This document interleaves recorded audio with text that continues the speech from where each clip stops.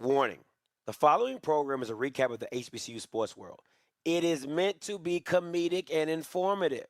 The opinions expressed on this show do not necessarily reflect the beliefs of their peers, their schools, or all black people. There may be some cuss words and some cultural words. If that bothers you, move along. If you're young, please seek permission before watching any further. If you at work, make sure you got your earbuds in.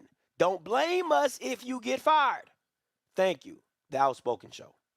And P.S. Don't be so damn sensitive. You're talking to the Rolex wearing, diamond ring wearing, kiss stealing, willing dealing, limo jet flying. We Rick flaring on us, flaring on us. We Rick flaring on us. You talking to the Rolex wearing, diamond ring wearing, kiss stealing, willing dealing, limo jet flying. We Rick flaring on us, flaring on us. Check, we Rick flaring on us, flaring on us. It's apparent these girls staring. I'm Rick flaring, gold across my chest. I'm fresh to death, I'm Paul Bearing, not at all scary. When I open like Betty Wops and find to these circles that's going in like a carry shot.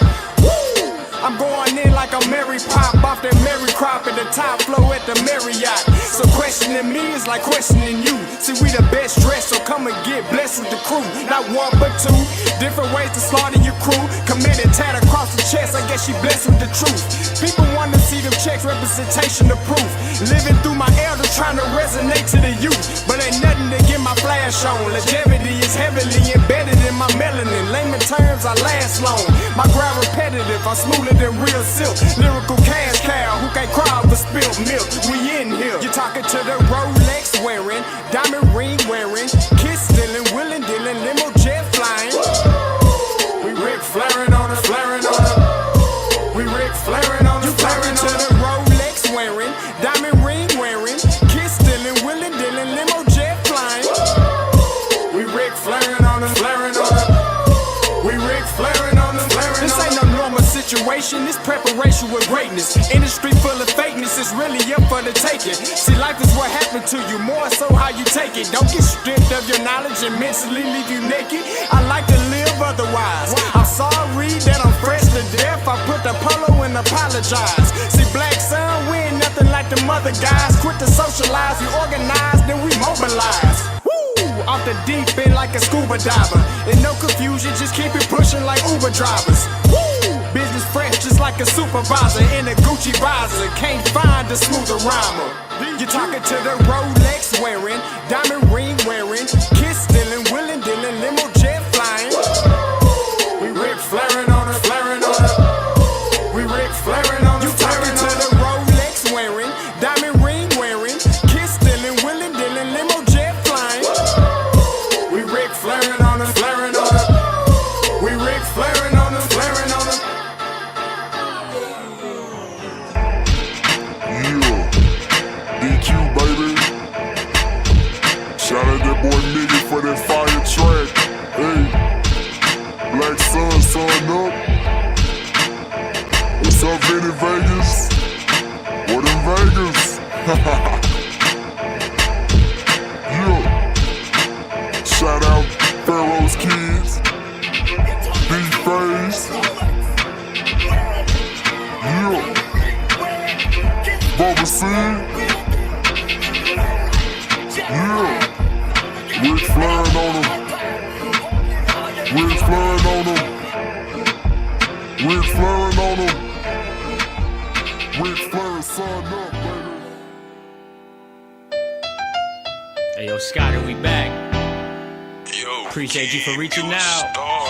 I'm like, hey, it's OutSpokän. A lot changed, granted the concept we still hosting. Giving you the fix you need when on the screen. The veteran, Captain Petty, giving you medicine. Come tap in, you know Scott gon' do what he do.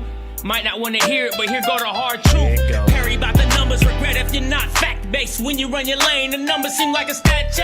Wait. Hey, Scotty, man, I'm not feeling it. I don't think the people feeling it. Let me get in my bag a little bit, just showing what this OutSpokän really about to be like.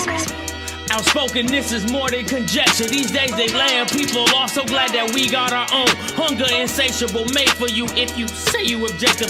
Hard truth offering, no offense, just perspective. Come get your dosage and go with me. We spit it like poetry. The pivot was pivotal. Could rhyme here, but I'd rather not. Some say Scotty, some Carl Scott, the best one since Stewart. If you know, then you know, but if you don't, then you lost. Let me be frank for a minute, cause we all know that's how Perry be. Breaking down the game for what it was, no apologies. This my hypothesis, you tune in, you like watching it. It's common sense, obvious, competent, rugged, and confident. Hey, we outspoken. We outspoken. We outspoken. This is outspoken, and we gon' put on a show, even if we hear you say I can't stay.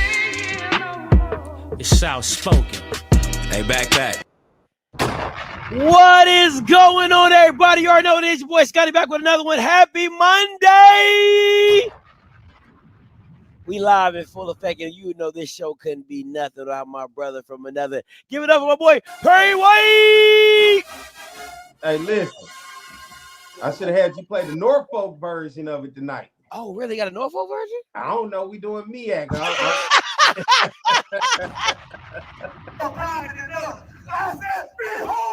I'll take that. I'll take that. It is the MEAC night tonight. All 6 teams in what? What do you say, Perry? They start in what? Yeah, November? Halloween. It's the Halloween party over MEAC season, MEAC conference season getting kicked off. Oh man, we're gonna talk about this little round robin they got that starts off at Halloween. Yeah, and the cousins don't forget the cousins. You know the ones that they come to the cookout every now and again. They don't go to every family reunion, but they show up. And the cousins MEAC heavy in the schedule. Dog. They MEAC heavy. Dog. Every cousin is playing a MEAC school in some way. Some way. They try to stay close to their roots. You know what I'm saying? They try to act like we're not black, but we're black. You know what I'm saying? That's really what that's really what it is. That's really they need that attendance game is what they need, that money tickets. Hey, you gotta do what you gotta do. Okay. You gotta pay bills however you pay. Got to pay the bills. Okay. Got to pay the bills. But you already know what it is. Outspoken, man. We live in full effect. We are doing the MEAC and the cousins, as we here on Outspoken call them. And that would be the Hamptonians, the Bulldogs, and Tennessee State. Am I missing anybody? No, Hampton, A&T, and Tennessee State. All right, those are the cousins. I thought you would have wore the Vic jersey tonight. Nah. You know what? I should have busted out though. Real talk, because I'm on. Now I don't know what they got, but you know I should have busted out the Delaware State jank. That's what I should have rocked tonight. I should have went with that. You know what I'm saying? Because I am on the Deshaun Jackson bandwagon. I'm on the celebrity bandwagon. Okay, I'm rooting for all the celebrities. Okay, I really am. I hope they mollywop. It's Deshaun State University now. Deshaun State University. Yeah, Deshaun State University. The Jacksons. Okay, the Deshaun Jacksons. That's what I call them. You know what I'm saying? But nobody care about the Hornets. It's the Deshaun State University. I like it. And I believe in them. I do. I ain't gonna lie to you. I do believe in them. I think they're gonna surprise some people. I think they're gonna shock the world. That's what Muhammad Ali said. Shock the world. That's what they'll shock the hell out of me if they do. Hey, I'll be shocked. It's gonna be a great one. It's gonna be a great one. Before I get into it, Perry, let me ask you this: How your thoughts on the Shadeur Cleveland, that whole debacle or preseason game? That probably had to be the most watched preseason game ever in the history of NFL. Just really quickly, your thoughts on Cleveland Browns Shadeur Sanders saga. I think it's a situation of people in the professional realm who may not truly like Deion Sanders, his dad. And I think when you culminate that together, what they don't like about him falls to his sons. And I don't think necessarily Shiloh, but I think Shadeur, because Shadeur is in that spotlight. First of all, we already know the treatment that they always say every year about a black quarterback coming from the college round coming to the NFL. It's always a knock. It don't matter what it is. They always find whatever they can find in terms of the cons on the guy. Because, you know, you do the pros and the cons. It just seems like they find the worst and they stick about the worst. Because I don't ever hear this about none of the white quarterbacks that get drafted, right? I watched the quarterback who the Saints picked up over him yesterday. Trash. He had one nice 54-yard touchdown pass, but then after that, it was like, but I don't hear no knock on him. Yeah. Have you? No. Right. But for Shadeur, it's just like it's consistently, he's not ready. He's not prepared. He's this, he's that. Shadeur went out there, and I thought, first of all, playing quarterback in the NFL is a hard job. Nobody, and I don't care, nobody, just know anybody can't go out there and complete a pass, get away from a D tackle, an edge rusher. So watching Shadeur have the success that he did, to me, proved that he can play at that level. Now it takes the time to develop him to play at that level, to give him the reps that he needed. Like he said, for him to get comfortable. The game is at a different speed, and he played it to the speed of the NFL. Now it's just him adjusting, getting comfortable. And I think over in due time, I'm hoping he has the success, but I'm hoping they don't put him in a situation to fail to say, hey, I told you so. Because it almost kind of feels like that, doesn't it? I'm not gonna lie, and everybody knows I'm not a Shadeur Sanders fan overall, but I gotta call a spade a spade. I feel like they're trying to railroad him. Real Yeah. talk. I really feel like they're trying to railroad him, and that's no, and that coming from me, that's saying like, damn, y'all doing a lot. When I watched the game, I'll say this: I can't disparage what he did because he did it on an NFL level. It was the Panthers, so I'm just kind of like, right, but. That's all I can do is but it's the NFL team. That's what I'm saying. Like at the end of the day, he did what he was supposed to do. If I listen, some of the things that you love about Shadeur, some of the things you saw, to me, you saw everything, right? The holding the ball too long and not throwing the ball away because he wants to keep his completion percentage high. Like you saw that, but then you also saw the accuracy, you saw the subtle movement, you saw the decision making, right? Again, so some of the things you like, you saw some of the things you love, you saw some of the things you hate, you saw. Now, to me, if I was measuring out all the Jackson Darts, the Cam Ward, Shadeur, it would have went Jackson Dart number 1, number 2 Shadeur Sanders, number 3 Cam Ward. That's just my personal opinion about the top 3 dogs that everybody had from this preseason. And the only reason Jackson Dart gets pushed ahead of him is because who he played against the Buffalo Bills, right? Like it's like that team is just a little bit better than the Carolina Panthers. And he did pretty well with that. So that's me. Now I think Shadeur against the Eagles, that's going to be the game for me. That's the game that I'm like, okay, what is this going to look like? Like overall, like what is that going to look like for him? But I think he played outstanding against the Carolina Panthers. And I don't expect him to be a world beater in the next game. What you just want to see is him go through his progressions. You just want to see how fundamentally sound he is. You know, he's a rookie quarterback. It's going to take time. You know, every rookie quarterback that comes into the league is not going to have a breakout season. You know, every quarterback that comes, some quarterbacks, it just takes some time. But I just think in game 1, even though it was the Panthers, regardless, it was an NFL team. You can't throw an average Joe, and I don't give a damn who it is that said they played quarterback before and put them out there against any NFL team and for them to have success. And like Shadeur said, hey, at the end of the day, regardless of the fact, we won the game, and that's what it's all about. That's what it's all about, right? So, but we'll see. We'll see.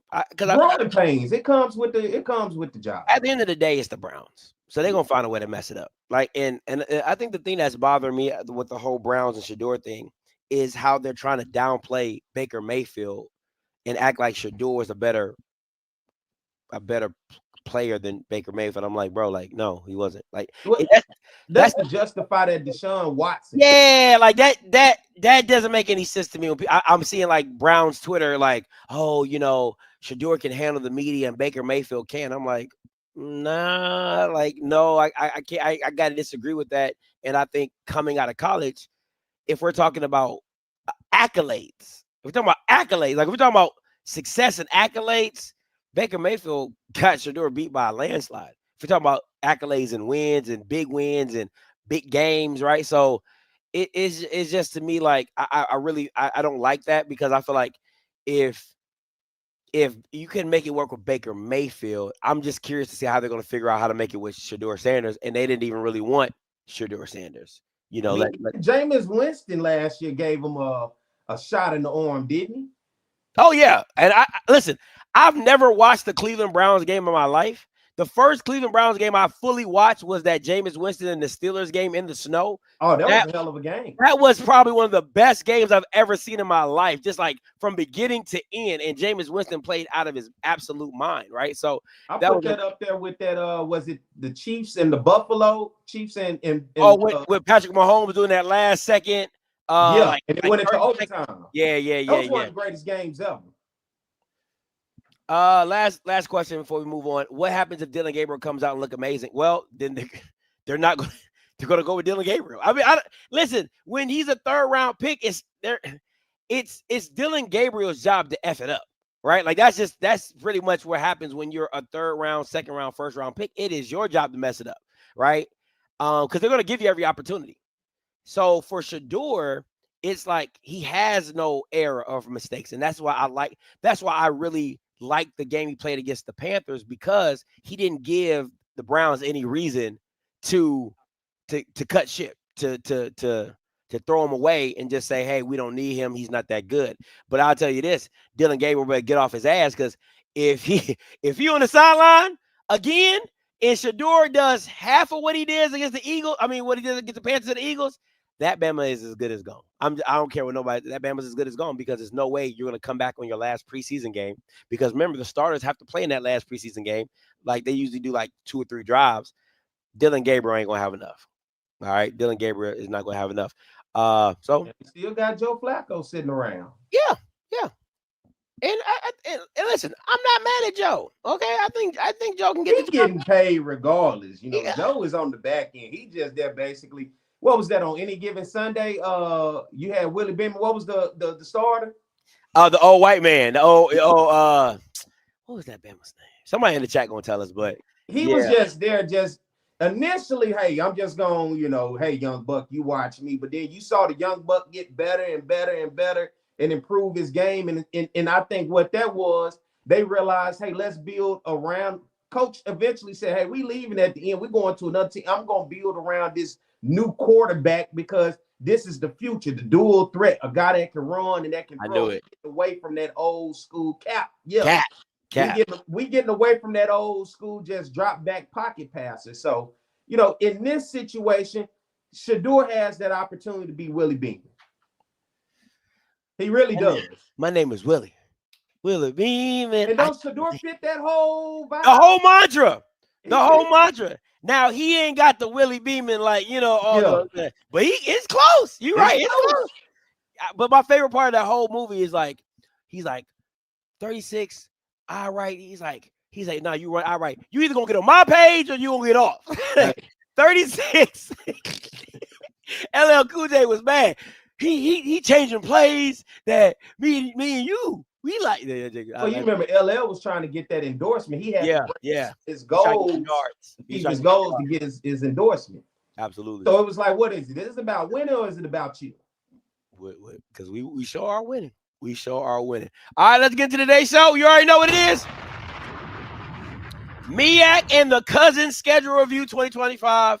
You already know what it is. Start with a little superlative questions. Perry, most anticipated matchup for 2025, strictly in the MEAC or the Cousins?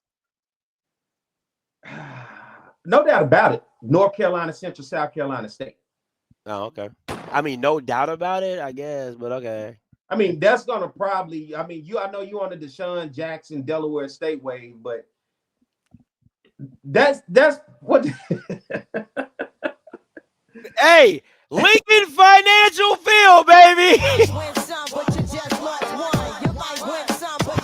Hey, that's my game of the year. I don't care what nobody else talk about.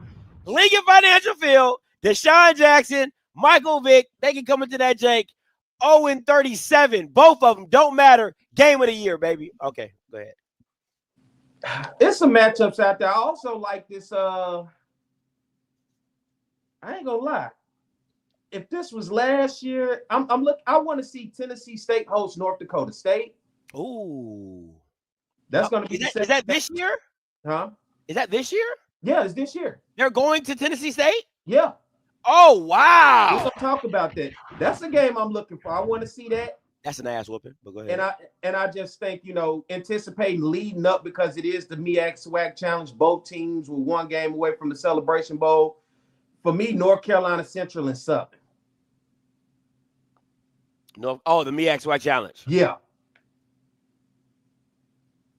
But I think if it's just MEAC, I mean, everybody, you waiting on Chennisberry versus Trey Oliver at this point. I mean, there's only 6 teams. How deep can we go? I mean, Get these out of conference games. I mean, Howard and Hampton, the battle of the real H, especially after everything that happened at MEAC Media Day. that's fair. That is fair. Yeah. You know what I'm saying? That's fair. HU, Hampton, whatever. But anyway. Who else? For you, what's your most anticipated matchup? Come on, man. Come on. Oh. Niggas acting bad, but somebody gotta do it. Got my foot up on the. Norfolk and Delaware State. That's it. This is the only reason the MEAC is even relevant. I mean, like, what are we talking about? It's these 2 guys that make the MEAC relevant. Now, you can talk about whatever you want to talk about. You can talk about Larry Scott. You can talk about Trey Oliver, and I like Trey Oliver. I think he's a great coach. You can talk about the Bama. You can talk about Damon Wilson. It don't matter, okay? The only reason Norfolk and Delaware State is the only thing keeping these Bamas buzzing, okay? That's it. That's it. It's the game of the year. It's the game of the freaking century. No, it ain't all. It ain't that. That's it. That's it. It ain't the game. At Lincoln Financial. Come on, man. What we doing? What we doing, man? Another one that's under the radar, North Carolina Central and FAMU. I think that's going to be a great game. At FAMU. That's another anticipated matchup I'm looking forward to. I like that. Listen, I don't care about no Jackson and Hampton. I don't care about no NCCU and FAM. I don't care about none of that. I know you stuck on just the 2 coaches. Yeah. Dog, they not going to play. We're not going to see Vic. it don't matter. It don't matter. Dog, see, I got to paint the picture. Because a lot of y'all Bamas, y'all so limit minded. My brother Perry, he out the box. Very be out the box. But a lot of y'all Bamas, y'all got little bitty lenses. I got 4 eyes, so I can see it for you, right? Deshaun Jackson, Michael Vick, LaShawn McCoy, word on the street is going to be calling the game, okay? And it is at Lincoln Financial Field. It is going to be pandemonium. You're talking about 3 great Eagles at Lincoln Financial Field? What are we talking about? Over under 35K for that one. Okay, let me set the. If it was on a Saturday, I would have said over. It's on a Thursday. That is the only thing that's making this game like, It's on a Thursday. If it was on a Saturday, 35K, and I'm not even blinking twice. I'm not even 35K easy, but it's on a Thursday, so I gotta go under. Because it's on a Thursday. Bro, in the middle of the school year, I got to do a turn and burn. You know what I'm saying? Like, I got to get down there, turn my butt back around, come back and drop my kids off for school. You know what I'm saying? So it's a Thursday. Like, why would somebody do that on a Thursday? I have no freaking idea. But MEAC be doing, they just moved to North Carolina Central and South Carolina State game. A Friday. Who does that? And why does the MEAC allow that dumb stuff to happen? It doesn't make any sense. That game is a Saturday night thriller. You put that Bama on at 7 o'clock at night and let it ride out. It's gonna be pandemonium. And it's at the Nest. But the problem is best that remember, it ain't like in the SWAC where you get these matchups of teams in September and October. It's after Halloween. SEC gonna be ramped. It's just no way you can put them up with the Big Ten and the SEC, well, pretty much the SEC rolling at that time of the year. Them primetime games, that's what people gonna be watching. But again, that's what you got SWAC TV for. They in the MEAC. Oh, they MEAC. I'm sorry. They ain't got MEAC TV, which I don't understand how they don't. They got 6 games, 6 teams. You can put that on the thumb drive. Like, what are we talking about? Like, It's just unfortunate for the MEAC that late in the year. It's hard to put them up prime time against what you're gonna have pretty big matchups that time of year. November, it's like you just can't compete that time of year against big time football. You can get those games in early September, early October, but not late November. So I can understand the Thursday and Fridays. They realize what they up against. If they want to get views, you got to take that MAC approach. To me, if I'm a home team, I don't give a damn about views, because that views don't help me in my game day environment. If that game is a Saturday night game and is at NCCU at night at the Nest, that is a different environment than you putting me at Friday, where Bama's still at work trying to figure out a way to get down there at Friday night and beat traffic and get. No, well, I think the game kicks off at like 4 or 5 o'clock. Come on, man. It don't make no sense. I think it's a 5 o'clock kickoff. Who going again? And we're not the schools that got 30,000 students. You know what I'm saying? 15,000 students. It doesn't make any sense. I'm telling you, if I was South Carolina, if I was NCCU, I would smack the MEAC for doing that to me, because I had a primetime game at a primetime night, and I could have had all my alums down there making it a ruckus type of environment. But now you move me to a Friday, I'm not gonna have all my alums. It's gonna be tough sledding. It just is. Like, I know you got your diehard alums that probably gonna take that Friday off or whatever, but still, man, like I don't like it. I don't like it at all. I don't like it at all. I hate it. I hate when they do that time of the year. You gotta get in where you fit in. Just that time of the year, man. It's just gonna be tough to get them prime time Saturday night games, especially with the SEC so heavy on ESPN. You know what I mean? Like, and I agree. If you move the Boombox Classic on a Thursday or Friday, come on, man. Like, let's be real, P. It'll be a good game, but it would be nowhere near the environment that you would expect if you did it on a Saturday at 4 or 5 o'clock. I can't compare that. I can. I don't think it's way more fans than what it'd be at the game between them two teams. I'm talking about the impact of the game. Yeah, the impact. I get you. Yeah, just the impact of the game. You know what I'm saying? Like, and I want to see it on a Saturday, but you just know that time of the year is tough, man. It's tough. Yeah. All right, dark horse. It's only 16. Out of 6 teams, give me a dark. Norfolk State, third year in a row. That is your 3rd year. Come on, Norfolk State. Do it for me. Come on, Steve Vincent. In Vic we trust. Hey, come on, Vic. Come on, man.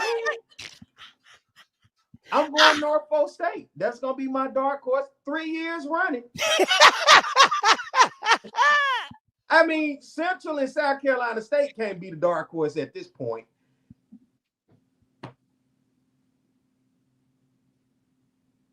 It's going to be the dark horse classic over there in Philly, huh? Yeah.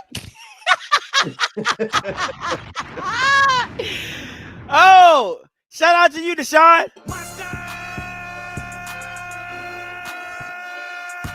Niggas acting bad, but somebody gotta do it. Got my foot up on the. Sometimes you gotta pop out and show niggas. Certified boogeyman, I'm the one that up to score with them.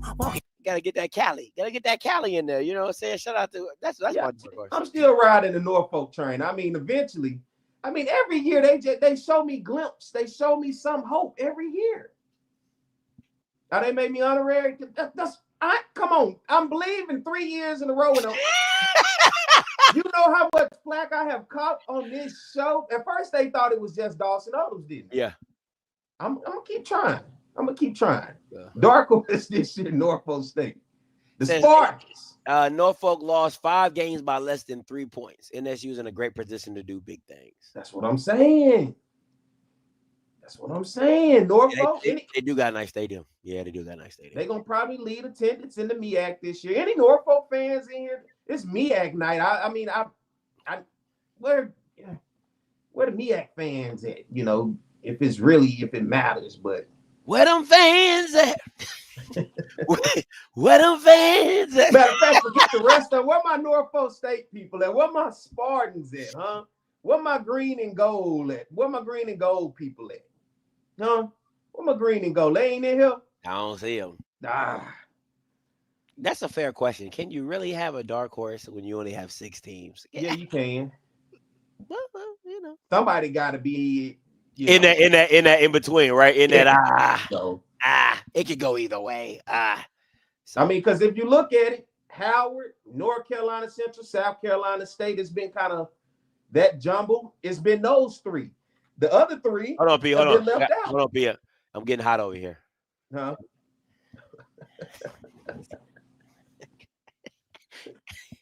Delaware, Morgan have been left out. Whoo! Why not Delaware State? It is hot in this office, though. I ain't gonna lie to you. Yeah, Delaware, Morgan, and Norfolk just been on they can't get over the hump. And I think last year, if there was a team, Norfolk, they just couldn't get over the hump, though. Bad quarterback play. Yeah. Absolutely. Losing Otto Kuhn, and then I can't think of the big quarterback.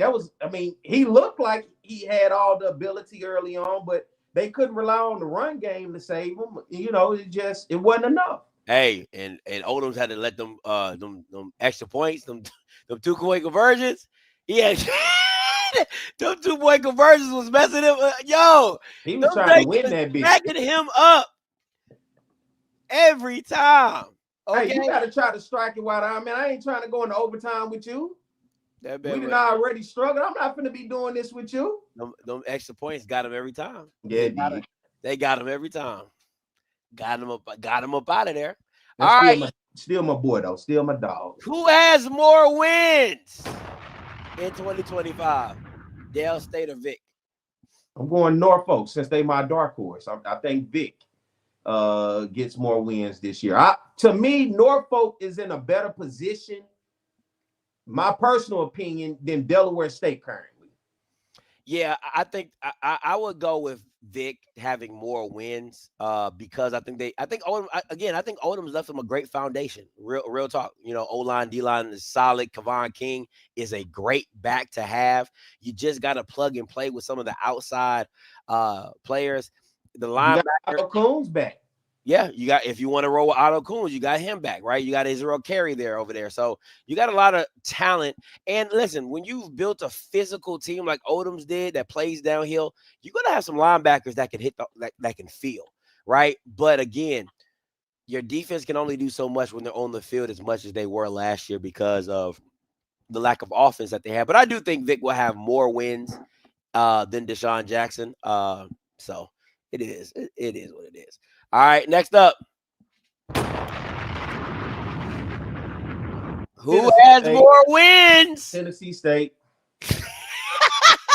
Tennessee State. Oh, goddamn.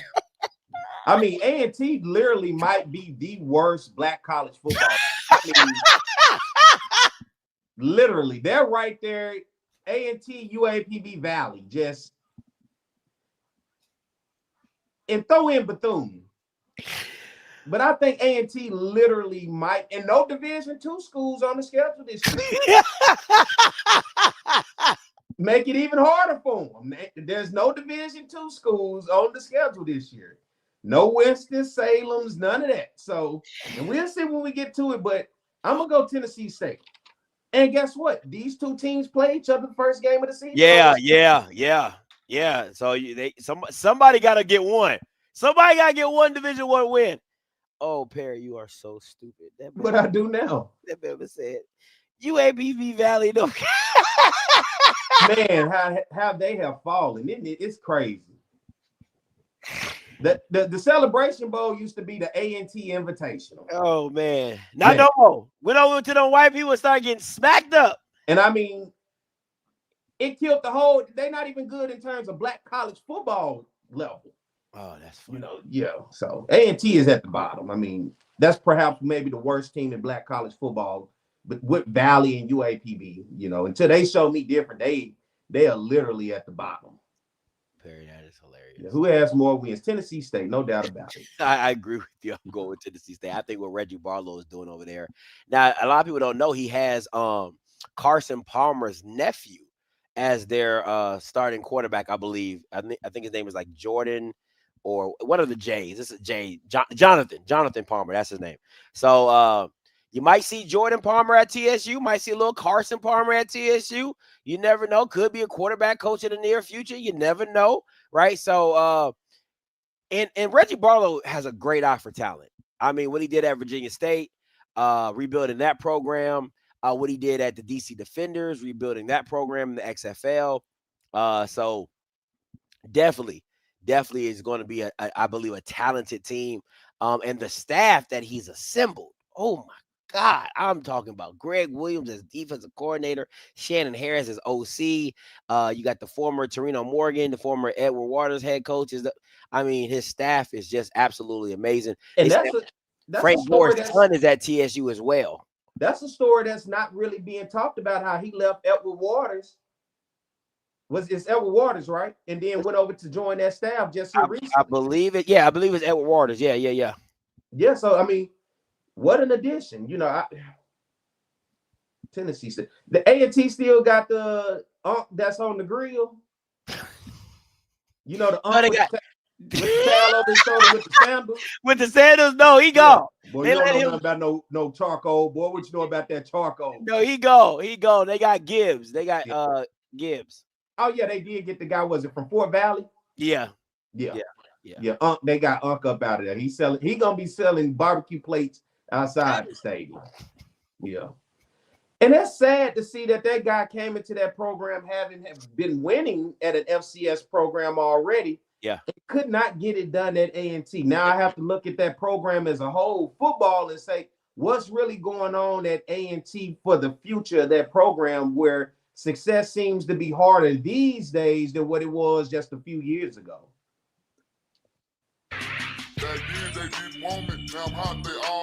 Back then, we did want them. Now they booty. Now they booty. Yeah. Trash. Yeah. Ass. Oh, goddamn. But we'll see. So we're both picking Tennessee State this year. I know somebody's gonna clip this, but we'll see. Last question. It's a doozy, Perry. You ready? Is McCoy in the MEAC next year? No. Listen, he might not be going to Howard. There's only two spots he can go. It's gonna be Howard or Morgan. This is last year on his contract? Yes, it is. I don't think they've messed up about McCoy at Morgan. They may go try to find them a coach, not a former NFL guy. I don't know how messed up they are about McCoy. I think McCoy's best shot would have been Howard, but I think he messed that up for himself. He shot himself in the foot on that one. I mean, had he just got that right at MEAC Media Day, I would say maybe Howard, because it's just been in the atmosphere. What they say, affirmation, you say it enough, it shall happen. Yeah, activation. Yeah. There's no way Howard is going to accept him after that, because it's you couldn't even get the real HU together. Then you did that in front of everybody. Yeah, it's no way. And Jay Walker won't let that slide. Oh yeah, he gonna Jay Walker gonna be the first one, won't let that slide. Gone. Yeah, I don't think McCoy in the MEAC next year. I don't think so. I think he may have a job announcing games around the MEAC, or he ends up joining Vic or Deshaun, one of the two on their staffs.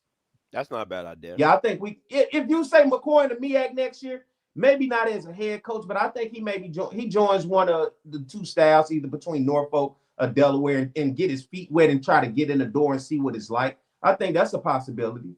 I would like to see LaShawn McCoy at Morgan, and the reason is because he knows the area, right? Like he's Philly kid, knows the DMV area, been down to Howard, all that type of stuff. But do you want to sit back and watch him learn how to be a head coach? Like, do you have time to allow him to learn to be a coach? Because Morgan hired Damon right now to, hey, turn us around. You already was proven at Bowie State. Now we go with McCoy. It's like, hey, He got to figure it out. Do we have time for him to figure it out? Okay, let me ask you this: if Morgan comes in 3rd or 4th place again, what are you losing? What are you? If you go with McCoy again, you know my philosophy. If it's bringing in dollars, it makes sense, right? Damon Wilson, no matter how much you might like him as a coach, which I think he's an amazing coach, I'm not going to say he's not. He's not filling the seats up in Morgan. He's just not. The program is not exciting to fill up the seats. So to me, again, I'm always on the bottom line. Thank you. McCoy's going to bring in recruits and he's going to bring in fans. And right now, Morgan needs both. They need both. That's a maybe, though. It's not a maybe. I think it's a maybe. Peel back the layers to Morgan State, okay? Okay, go ahead. Let's peel back the layers to Morgan State. First of all, fans, where they been at for 30 years? University of Maryland. That's where they've been at. They going to Old Dominion games or something? No, that's too far. Ain't nobody going to no Old Dominion game. It's either Towson or University of Maryland. What you want? Yeah, I just, for me, I don't know if I'm Morgan State, I'm looking at McCoy. I don't think just because his name is there, it makes him the best option. No, if you feel like you could get a good or great coach, then you do that. But if nobody is beating down your door and LaShawn McCoy is right there for the taking, I believe you swoop him up and you live off the benefits of what McCoy brings to you, which is going to be notoriety. You know he going to be – listen, the one thing I like about LaShawn McCoy going to speak his mind. And to me, I need people to see, again, you think Bowie State got a better fan base than Morgan? I somewhat. But my thing is this, where I think LaShawn McCoy helps Morgan and helps the MEAC media days. See, you guys think too small, right? Like for me, I'm trying to make the MEAC into the new WWE. Okay, like that's how we try and get down. You remember it's divided. Because then you're going to have these guys, the former NFL players, who going to be coming in with this hype. But then you're going to have those Chinnis Berries and them Trey Olivers sitting there like, bro, that don't matter to me. That's cool. But again, it's no different than in the WWE when you have people on the sideline talking about what they're going to do or who they're going to do it to, or, I'm not worried about this. Again, this is a game of entertainment. If you keep living in the past, you will get left there. And at the end of the day, Morgan State is not bringing down the doors with no NIL money. They're not bringing down the doors with no special anything. You got to bring some excitement. And the MEAC got 6 damn teams. The only reason this season is even buzzing is because of Michael Vick and Deshaun Jackson. That is it. And I don't even know if it's getting that much buzz, Exactly. So that tells you how buzzing really like that. Bro, if you was looking at the MEAC on the EKG, it's like, like they barely breathing. And you got Michael Vick and Deshaun Jackson in the same conference. So to me, you got to leverage this stuff and you got to go all in. Now, I still believe the MEAC needs to add about 2 or 3 white teams, white schools to really round out the MEAC. But again, this is a game of entertainment. And I'm telling you right now, there would not be a better media day than LaShawn McCoy, Deshaun Jackson, and Michael Vick all coaching their own teams and talking smack. Trey Oliver ain't going to have no choice but to talk smack because he wants to do it, but he just doesn't have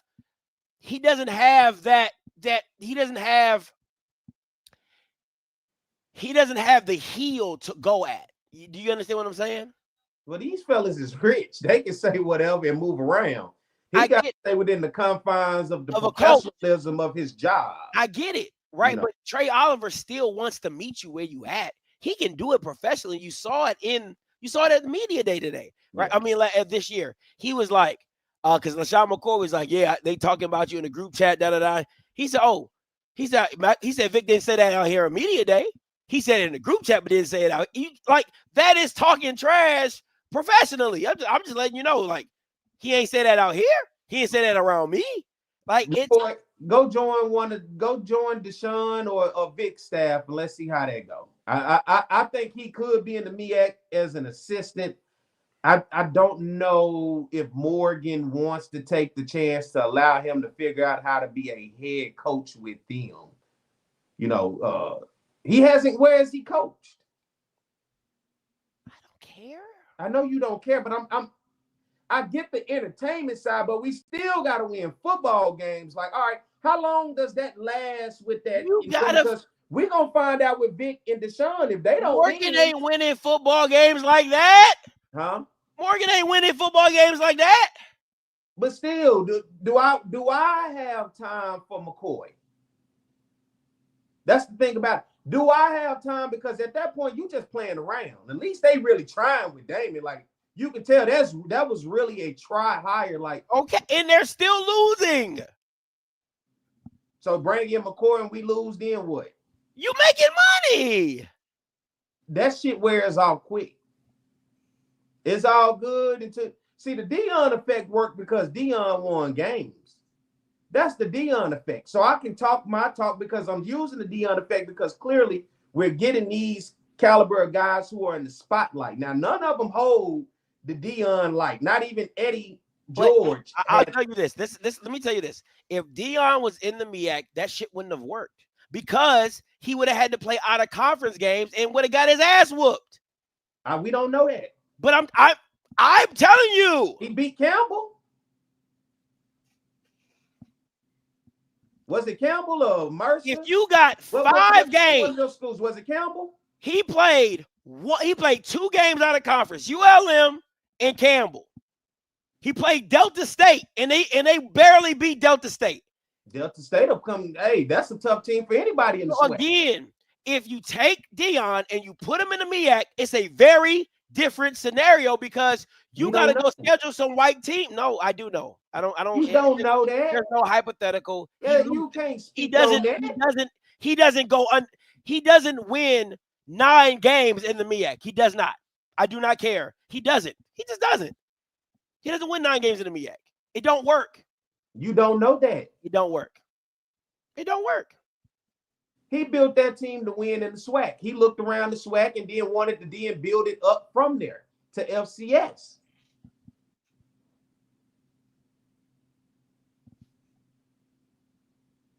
So he couldn't beat MEAC teams in the Celebration Bowl, but he's supposed to be out. He's supposed to be out. But the thing is, he still won a lot of games. That's at the end of the day what it's all about. We can select certain games, but that's to me. That's why Vic didn't lose a SWAC game. That's why Vic, and that's not anyway. What? My end of the day is this. At the end of the day is this. Deshaun Jackson and Michael Vick have a very harder road to success than Deion did. That's all I'm saying. Deshaun and Vic winning 8 to 9 games in the MEAC is outrageous. If they why do you say that they can do that all of No, I don't think they can. Huh? I don't think they can. That's what I'm saying. Like I'm not saying that. That's what I'm saying.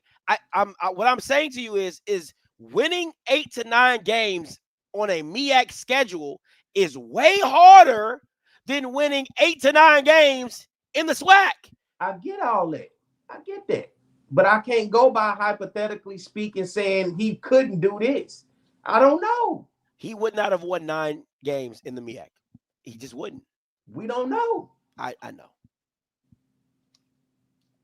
He wouldn't have done it.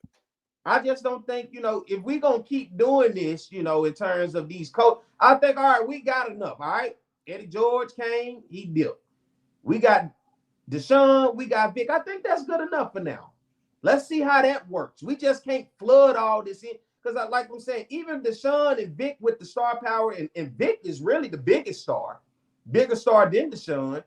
It's still, if you ain't in those areas of them, it ain't really turning no heads. I'm not hearing nobody on ESPN and on Fox and across the board talking about all eyes on Deshaun Jackson and Michael Vick like it was with Coach Prime.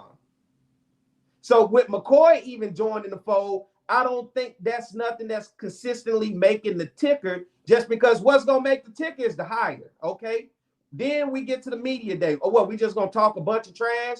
Then we get to a Saturday where the game got to be played. All that excitement, all that entertainment. That entertainment is for off the field. Now we got to talk about on the field. And I think the tail of the tape is going to be, can Vic and Deshaun win? And that's after it gets done with all of the fanfare of the names of being the coaches.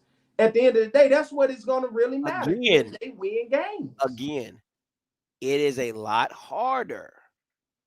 I listen, I see what people saying about Eddie George. Eddie George built a great program at Tennessee State, right? Chopped wood, got, rough first 2 years, 3, 4, you know what I'm saying?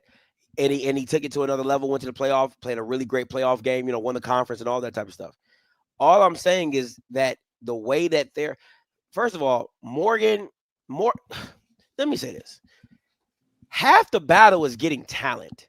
And Damon Wilson is not going to get the level of talent that a LaShawn McCoy would have gotten. What kind of talent do you think McCoy coming in? Like, that's the thing I'm asking. Like, what pipeline do you think he miraculously opens to bring into Morgan State to consistently why do people act like people not play? Coaches, LaShawn McCoy is an all-pro NFL caliber running back. Do you not think that kids that want to play at the NFL are not going to want to go play for these NFL players? It doesn't. Can you develop me and open the door? Is the thing, though. Like, that is. Deion didn't develop anybody. Deion didn't develop anybody. But Deion won games. These guys, Again, which are we talking about? Because you went to development, Deion didn't develop, and then you're going back to asking about development because you're saying because he was an all-pro NFL running back, people are going to be flocking to him. I don't think that's the case. You see it with Michael Vick and Deshaun Jackson. People ain't flocking to them. They're getting talent. Dog, Delaware State is getting talent they have never seen before.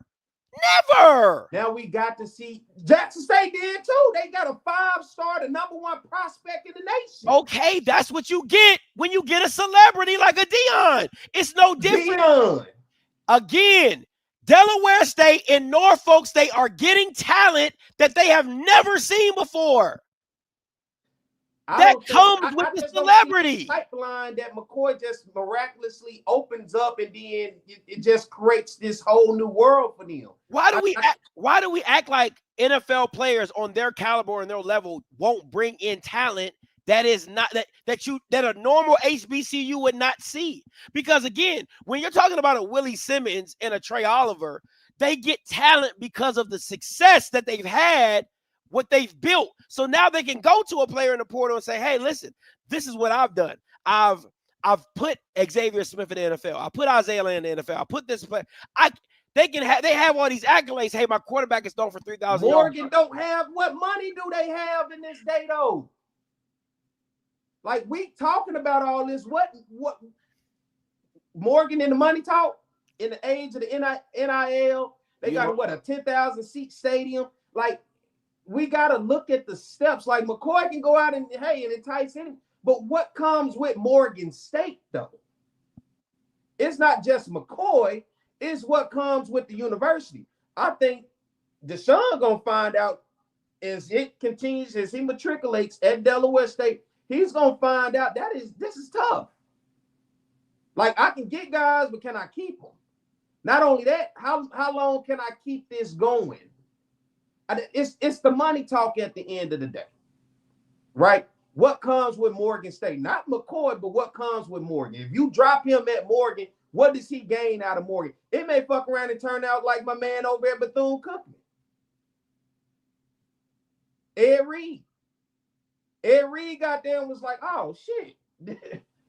This is not what I thought it was going to be. That's that other side to what he told him on the wire. It's that other thing. See, you be forgetting about the streets, and you trying to talk to me about this business, but it's still the streets is still to it.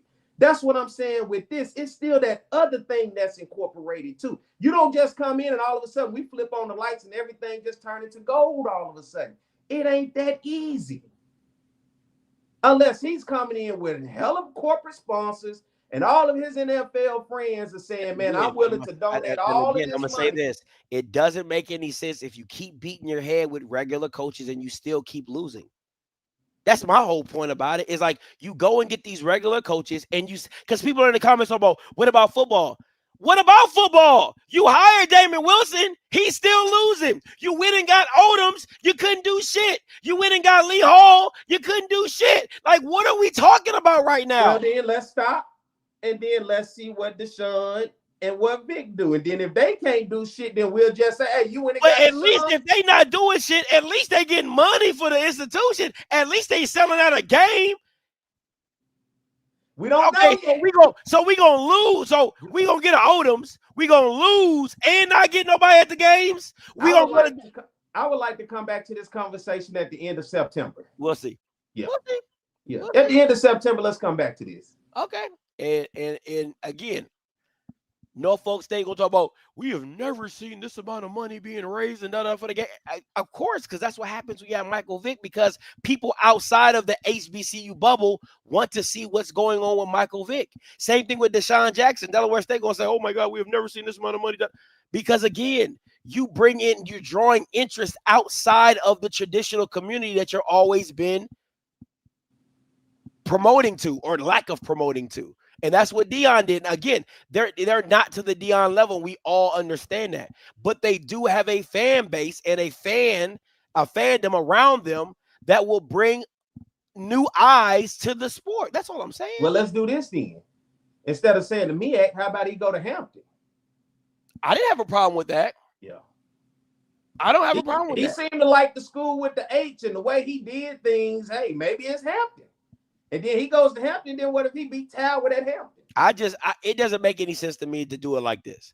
Why hire a regular coach, get some regular ass losses, and don't make me no money when I can go get a celebrity, pay him a little bit more, and make that money back at least in my first 2 years, win, lose, or draw? I don't understand it, because if we gonna go, I'd rather go 2-9 and make a lot of money going 2-9 than go 2-9 with a regular smuggler coach. And then what has he done for me? Nothing. He hasn't done anything for me. Hasn't promoted my product, hasn't promoted my brand. We're not winning. I'm not understanding that. And again, you can talk about the streets and this. At the end of the money, if you out in the streets, your job is to make money. We're out here, everybody in the wire trying to get paid. But you can't bring that business downtown to the streets. They operate with different rules. Okay. I mean, at the end of the day, it's a what if. What if? We'll see. Yeah, we'll see. We'll see. We shall see. All right, who you want to start with in the schedule review? Let's start with your boy Deshaun Jackson. Let's go with Deshaun then. Delaware State, where you at? 2400 schedule review. We could just go straight down the line, alphabetical order. Shit, there's only 6 of them.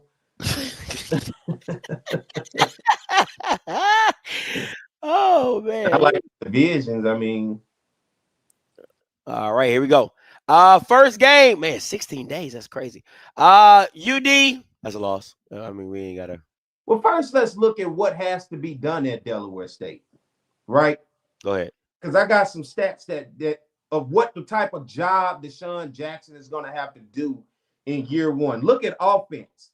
Last year, Delaware State was 6th. They were at the bottom in scoring offense, only averaging 17 points a game. They were 5th in total offense, 309 yards of offense a game. And they were 4th in both rush and pass, averaging 145 rushing yards, 164 passing yards. So somewhere they're going to have to get top 3 or above to be able to work on that offense to have that type of production. Because if you're last in scoring, that's going to be tough, which is why I think you saw them 1-11. But then they get even worse defensively.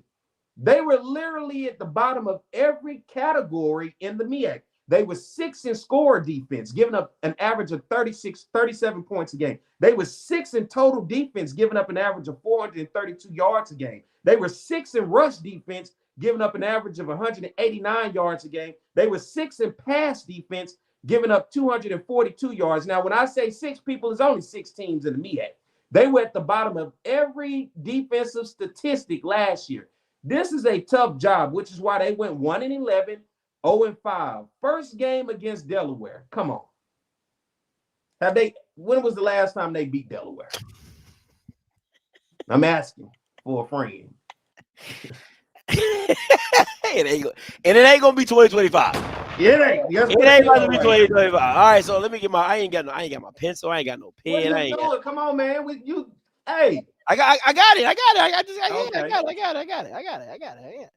All right, so I'm just counting losses. All right, so Delaware is a loss.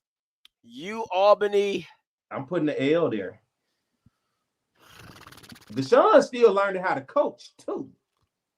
It's at Dover. I'm gonna give him a dub. Jesus. I'm gonna give him a dub. Bowie State. I'm gonna give him a dub. Right, St. Francis. I'm gonna give him a dub. They lost to St. Francis last year, 17-28. I know it's a new year, but this is a matchup from last year where they had St. Francis at home. So I'll give them a dub there. St. Francis isn't a great team. You know what? Yeah, that might be one of the few dubs I give them. That's one of the few. I'll give them that. And I'm going out on the limb right there. That may come back and hurt me. Sacred Heart, I'm going to give them a dub. Hey, well. One of those, they got to win one of the St. Francis. It's going to be a flip-flop. Yeah, they're going to win one of those. I'm giving them both, but they're going to pull out at least one of them. Monmouth is a loss for me. Now, Blue said Monmouth is on a rebuild, but now this Southern Connecticut State is dub. You think they'll beat them? Dub. Let's give them a dub there then. All right, here we go. Thanksgiving, Halloween. L. And I think Trey Oliver embarrassed them. Remember, they lost 52-10 last year to North Carolina Central. I think you see something along those lines right there. Oh, Blue said nah. He said, whoa, no, I picked the Monmouth to win. I thought he said it was a rebuild. All right, so that's definitely an L. It doesn't matter. L. Appreciate it, Blue. I'm gonna come back to that game. What game? NCCU. The fuck? What is it to come back to? I'm gonna come back to it. Okay, we might well come back to all of them because the next one, what you got? I'm going L. Yeah, I'm gonna go L for that one. Norfolk beat them 38-19 last year. New regime, new team, but now this was a good game last year with Morgan. 36-28 was the final score. Delaware State lost that game, but I'm gonna go an L right there. Dub. They beat Howard. Dub. You think so? Yeah, I'm not. They lost to Howard 38-0 last year. I'm gonna go an L right there. Okay. Now this is my thing. I think I think, and I honest to God truth, I believe this. They're going to get one of the big dogs. They're going to either clip South Carolina State or they're going to clip the Eagles. I just don't know which one. The only reason I'm gonna go with I think they're going to clip South Carolina State is because it's at home. I think it's the only reason why. So I'm gonna give them the NCCU L, but I'm gonna give them the win against South Carolina State. I got them going 2-9.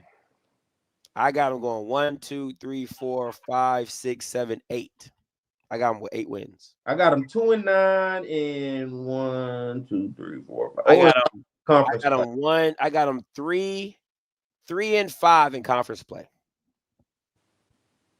You got them 3 and 5 in conference play? Yeah, they beat Morgan, they beat Howard, and I think they beat South Carolina State. No. 2-9, 0-5 for me. That's Delaware State. It's year one. It's just year one. This is a team, once again, they have to get defensively sound. They were literally at the bottom in every defensive statistic last year. Okay, let me change it up. So I'm going to give them the L to UAlbany, right? I'm going to give them the L to UAlbany. I'm going to give them an L to St. Francis, but the rest of it I'm keeping. So 1, 2, 3, 4, 5, 6. Let me see. And my flip-flop of a win is between St. Francis and Sacred Heart. Yeah, let me see. 1, 2, 3, 4, 5, 6, 7. I got them 7 wins. I got them getting 7 wins. Yeah, I got them 7 wins. Jesus Christ. Yeah, I got them. You know something we don't. Yeah, I got Jackson must finna suit up and clone himself. I got them getting 7 wins. I got them 2-9, 0-5. I think Deshaun learns in year 1 the hard way how to be a head coach on the Division I level. Yep, 7 wins. That's what I got. I told you they my bandwagon team. Well, I mean, if you got them and you said Norfolk was going to win more games, Norfolk going to be a 10-win team. Let's go. Let's go. Let's go to Norfolk. Let's go. Yeah, I can't fool with it. I got them 2-9, 0-5 in conference play. I think it's going to be a tough year for them. All right, let's get it popping. Oh, you just skipped. Okay. No, this one's April. It was a spring game. No, I was saying we was going to alphabetical order. What's the next one? Howard. I'm probably giving them all losses. You don't even want to look at Howard. Here we go. All right. Look, they lost the spring game, ain't that?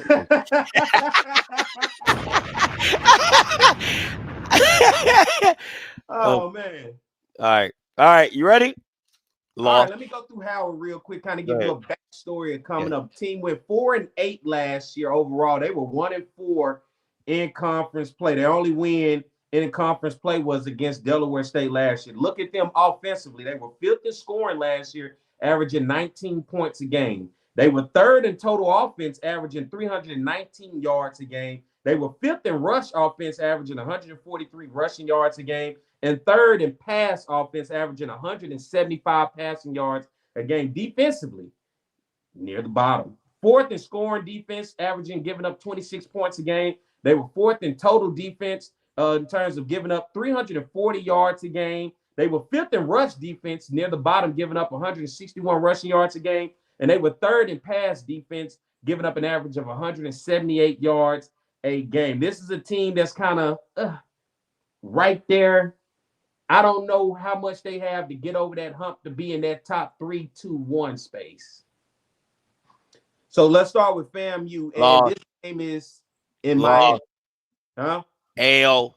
You don't want to talk about it. What's there to talk about? They about to go down to Miami and get their ass. It's a rematch of the Celebration Bowl from 2 years ago. And they lost that one too. Got it on their mind to get revenge in this game. And they lost that one too. Loss. I'm with you. Let's put an L there. Temple. Loss. Big L.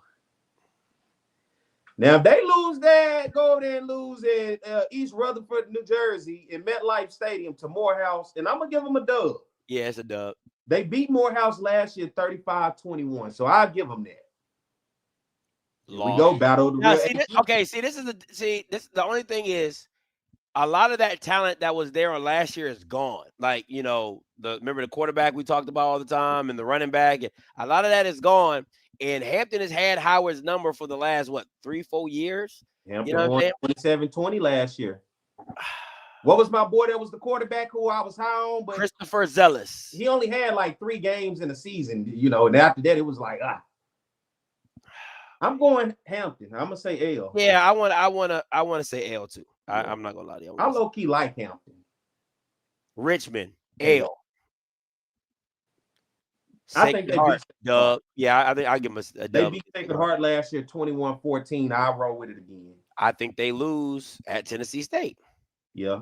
Tennessee State beat them last year 27-14. Morgan. I'm gonna give them a dub. I think they beat Morgan. Yeah. Morgan beat them last year 35-21. So I'll give them a dub there. NCCU, this has become a very, very good game. I'm gonna give them an L there.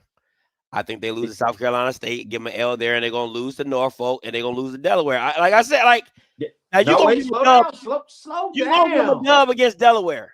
Go back up to NCCU. Let's slow down here. God, dog, you just pushed them out the door so quick. Jesus. All right, they lose to NCCU. They lost 3. They 2 biggest losses last year went to NCCU and South Carolina. They lost 38-14 to South Carolina State. I'll give them an L. I think they beat Delaware State. That's what I said. I said. Wait, did I have Delaware State beating them? I did. Yeah. I think they beat Delaware State. And I think they lose to Norfolk. It was a 1-point game last year, 21-20. This is I'm gonna go Dub Howard. Where is it at? Is that Norfolk? No, it's in Howard. I'm gonna go Dub. So what? I give them 1. What's 2. that? 4 and 8? I got them 5 wins. I got 'em 3 wins. I got them a win against Morehouse, Sacred Heart, Morgan State, Delaware State, and Norfolk State. I got them winning against Morgan, Sacred. I don't even think I got them. Hold on. I got them 5 and 7. They beat Morehouse. That's 1, 2 against Sacred, 3 against Morgan. Yeah. That's all I got for you. I got 3 wins. 1, 2. Yeah, I got them 5 and 7, 3 and 2 in conference play. I got them 1 and 5 in conference. I think the 2 teams that chip them is the 2 top heavies, Central and South Carolina State. We'll see. You got them 1 and what? 1 and 5. Ooh. Okay. Yeah, I'm not very high on Howard. I think they're trash. What's the next? Norfolk? Morgan.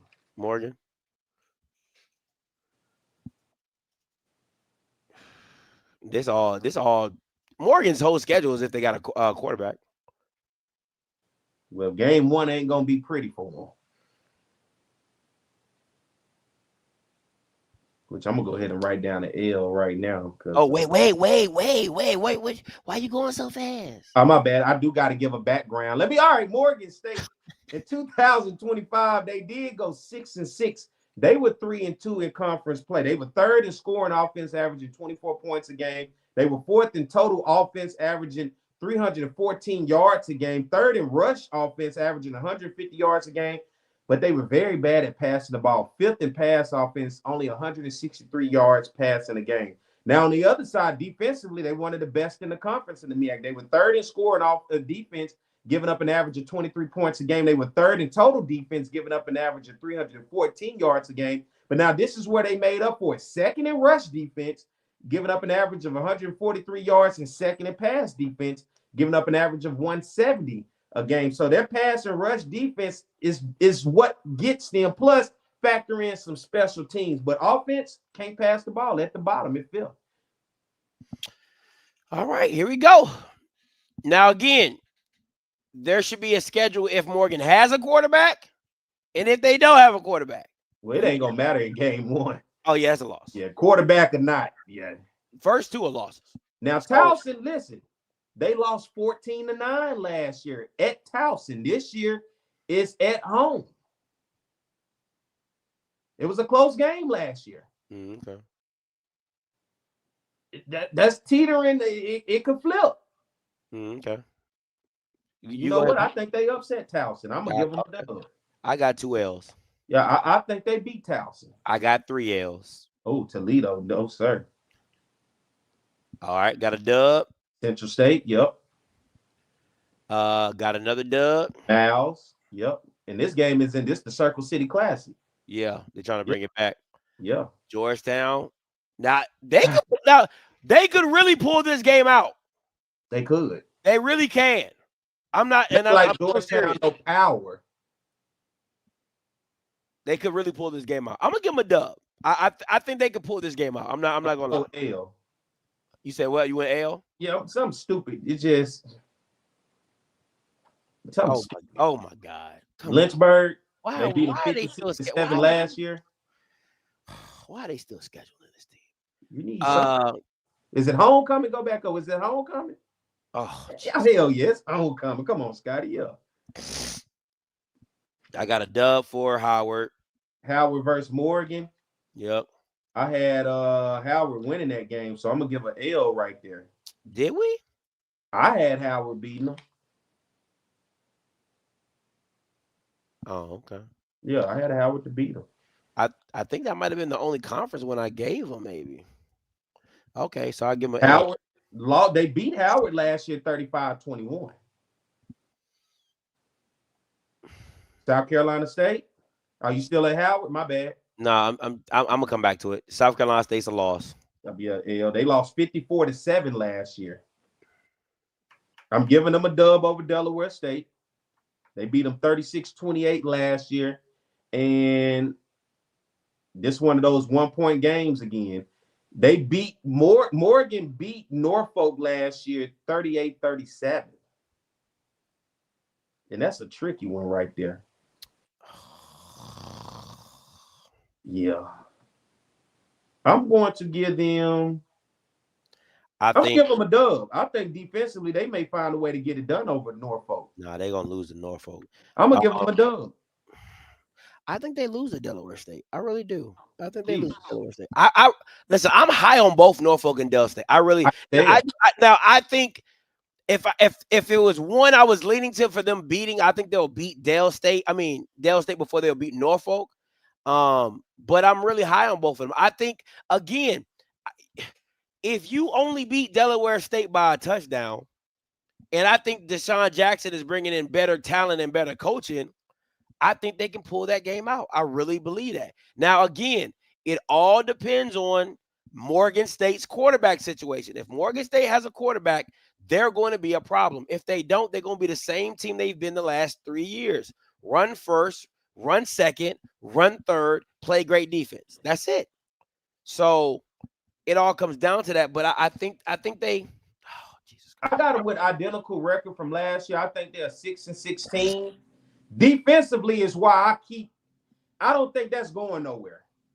I think defensively, we know Morgan State is sound. They have continued year in and year out to be at the top, near the top defensively of one of the best defenses. But I got it flip-flop. They went 3-2 in conference play last year. I got them 2-3 this year. And who they beat? They beat Howard, South Carolina State, and North Carolina Central. That Howard and South Carolina State games both on the road too. So you have them losing. You have them beating who in the conference? I have them beating Delaware State and Norfolk State. You got to beat defensively. Ain't no way. Huh? Ain't no way. Ain't no way. No way. They beat both of them last year, and I think defensively that's the structure right now for them. They can finesse that game defensively in a special team play. As much as we harp about you talking about Delaware and Norfolk bringing in this talent, I just don't know if it's enough currently to get them where they want to be as a contender. I'm going to say this. I think I'm going to have to change something on my Del State. But I think, now that I'm looking at it, I think Morgan pulls it out against Del State, and I think they lose to Norfolk. Yeah, I got them winning them back-to-back weeks. They got Delaware State at home. And they lose. Then they go on the road to Norfolk. Both games was close. 36-28 last year. They won 38-37. They won. I think it's going to be one of those. Defensively, I think they can pull it out. 1, 2, 3, 4, 5, 6, 7, 8, 9, 10. I got them 1, 2, 3, 4, 5. I got them 5 and 7. Or did I miss one? No, that's right. That's 12 games. So what do you have them in conference? I got them 2-3 in conference. I got them beating Dale and Delaware State. Okay. Yeah. Maybe Howard. I think. I don't know. I think I got Howard and Dale.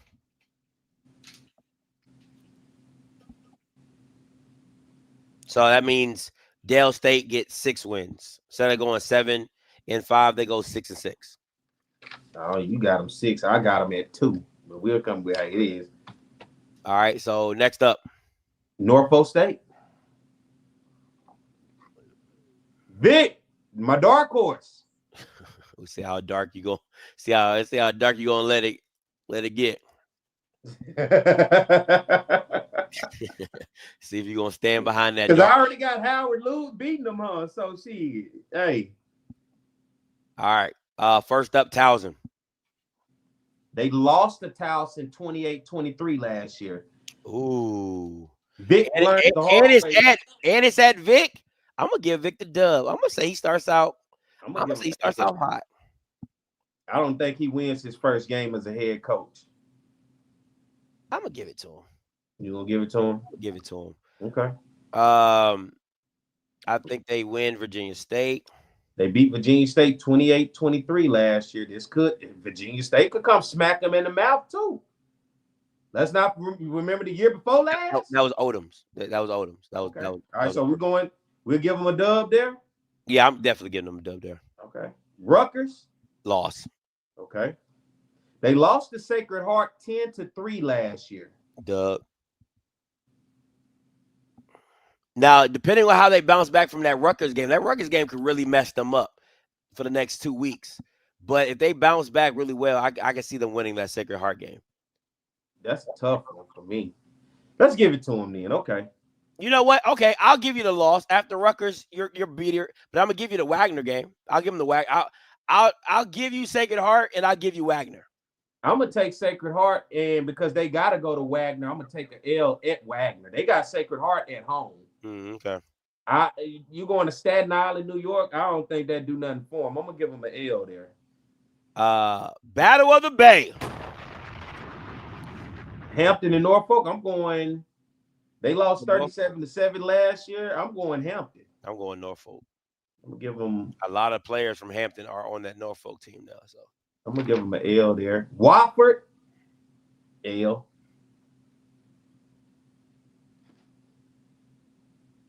I'm gonna give them an L too. I think I can't. I don't think they're ready for that. Woo! Is that homecoming? Wow! Woo! What you see? Oh, it is homecoming. South Carolina State beat them 53-21 last year. I'm going L. That's a great homecoming game. Ooh, you can't ask for nothing better than that. Delaware State. I'm going W. I think they. NCCU. Hold on. I'm still on South Carolina State. Boy, come on, man. L. No, I'm gonna give them a dub. Jesus Christ. I think they clip one. I think they clip one of these. Oh, you did say that. I think they clip one of them. Now, I think where I'm gonna mess up is I don't think South Carolina State's gonna get clipped up by both Dale and Norfolk, but I do think one or the other is going to get clipped. But I'm date my dark horse, but I don't. I think I can't see them going undefeated in conference. I can't see that.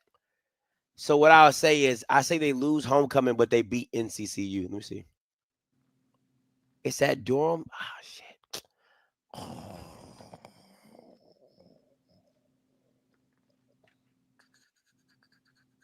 Is that a bye week in between the 30th and the?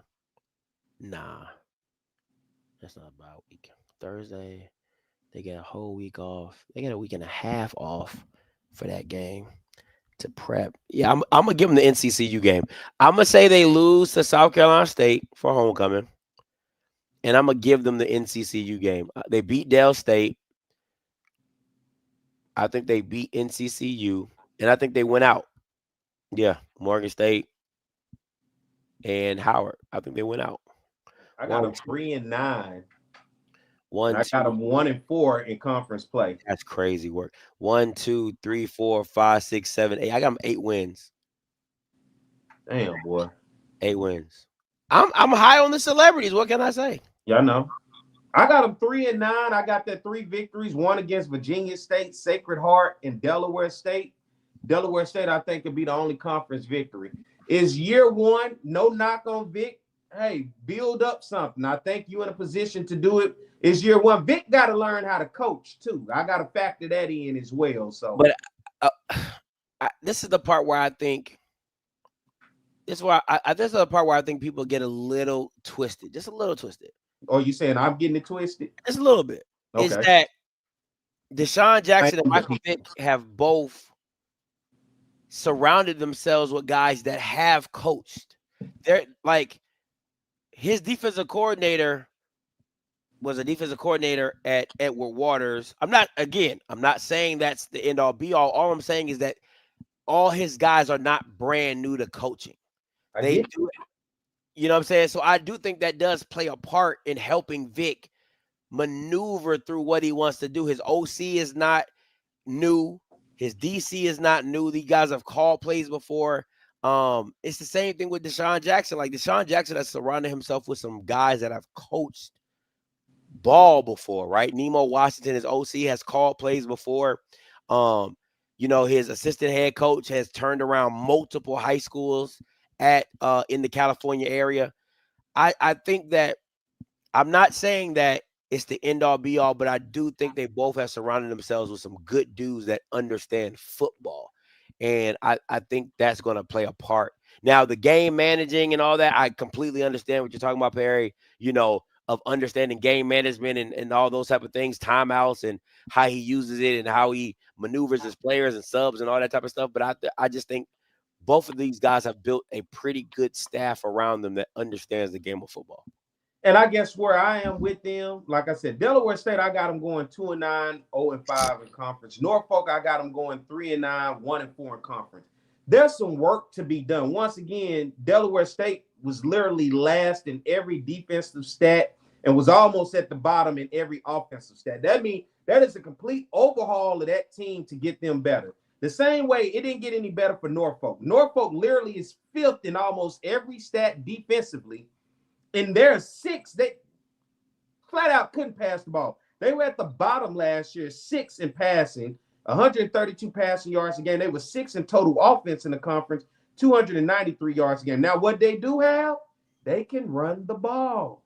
They were second. It's just the fact that defensively, they got to get some depth, and they're going to have to build these teams up. These are 2 teams who are literally at the bottom in damn near every stat. Time out. Okay. In the day and age of the transfer portal, we have seen numerous amount of teams go from shit to sugar and have gone from sugar to shit on both ends.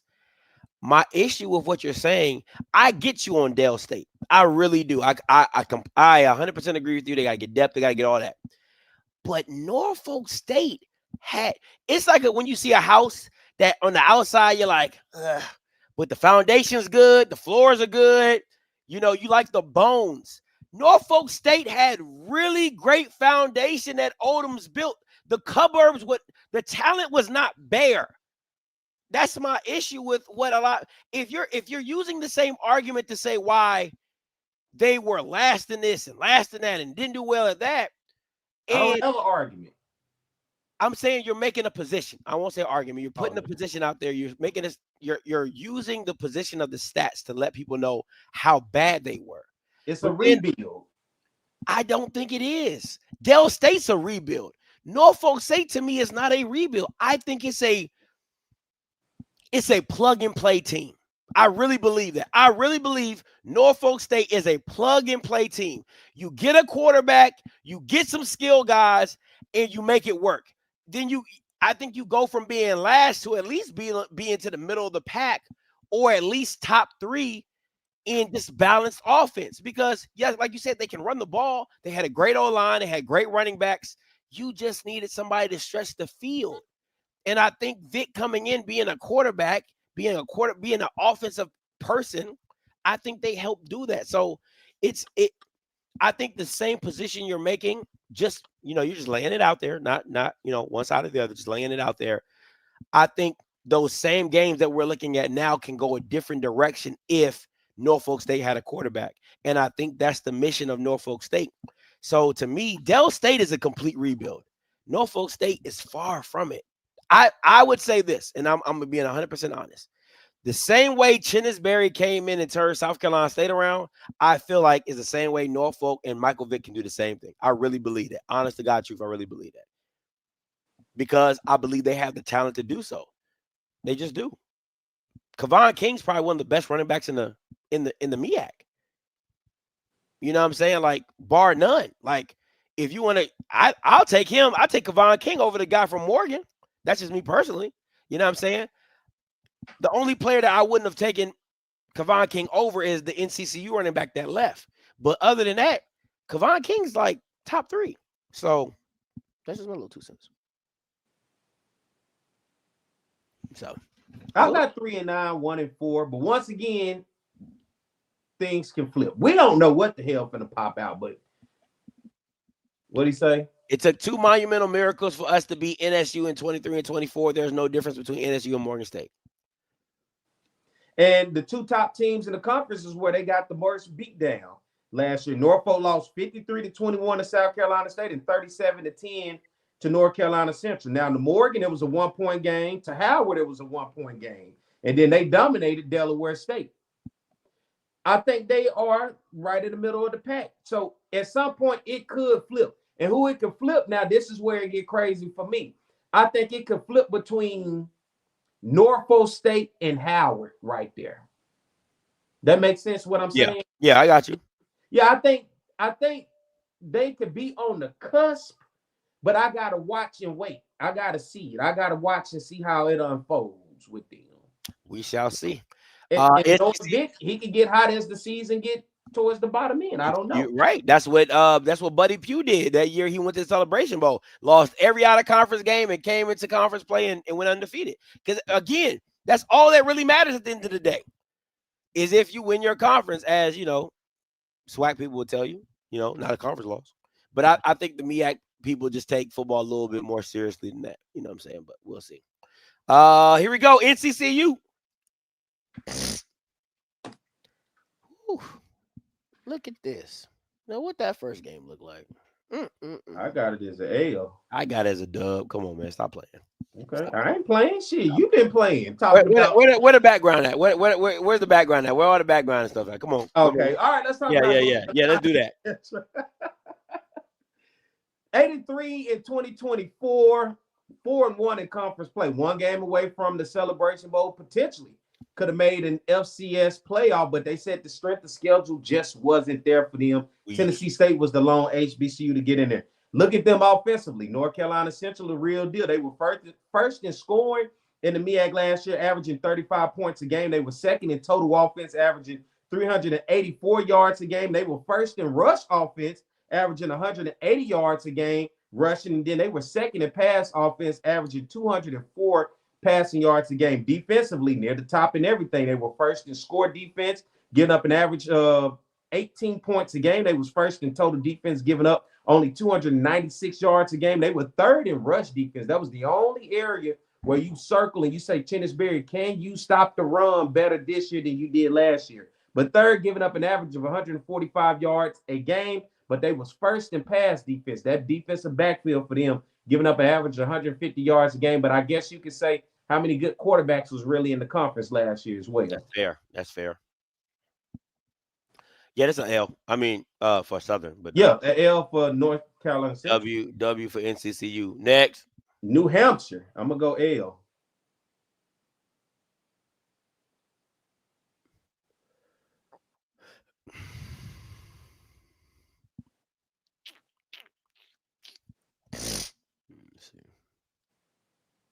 I'm gonna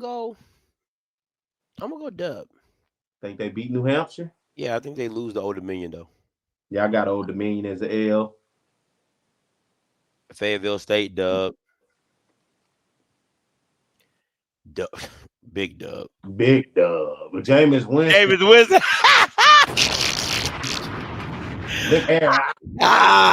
We eat some more. Yeah. Can I have some more, please? Oh man, yeah. That's East Texas A&M. This is and then they got to go there. Woo, that's a trip. Did Grambling beat this team last year? Yeah. Yeah, dub. Grambling beat them. That's the that's the standard. Mm-hmm. Loss. They lose to FAMU? Hell yeah. Really? Yeah, fam? Come on, man. Stop playing me. I'm gonna give them a dub. Yeah, I got them a dub there. We call the MEAC killers. Stop playing with us.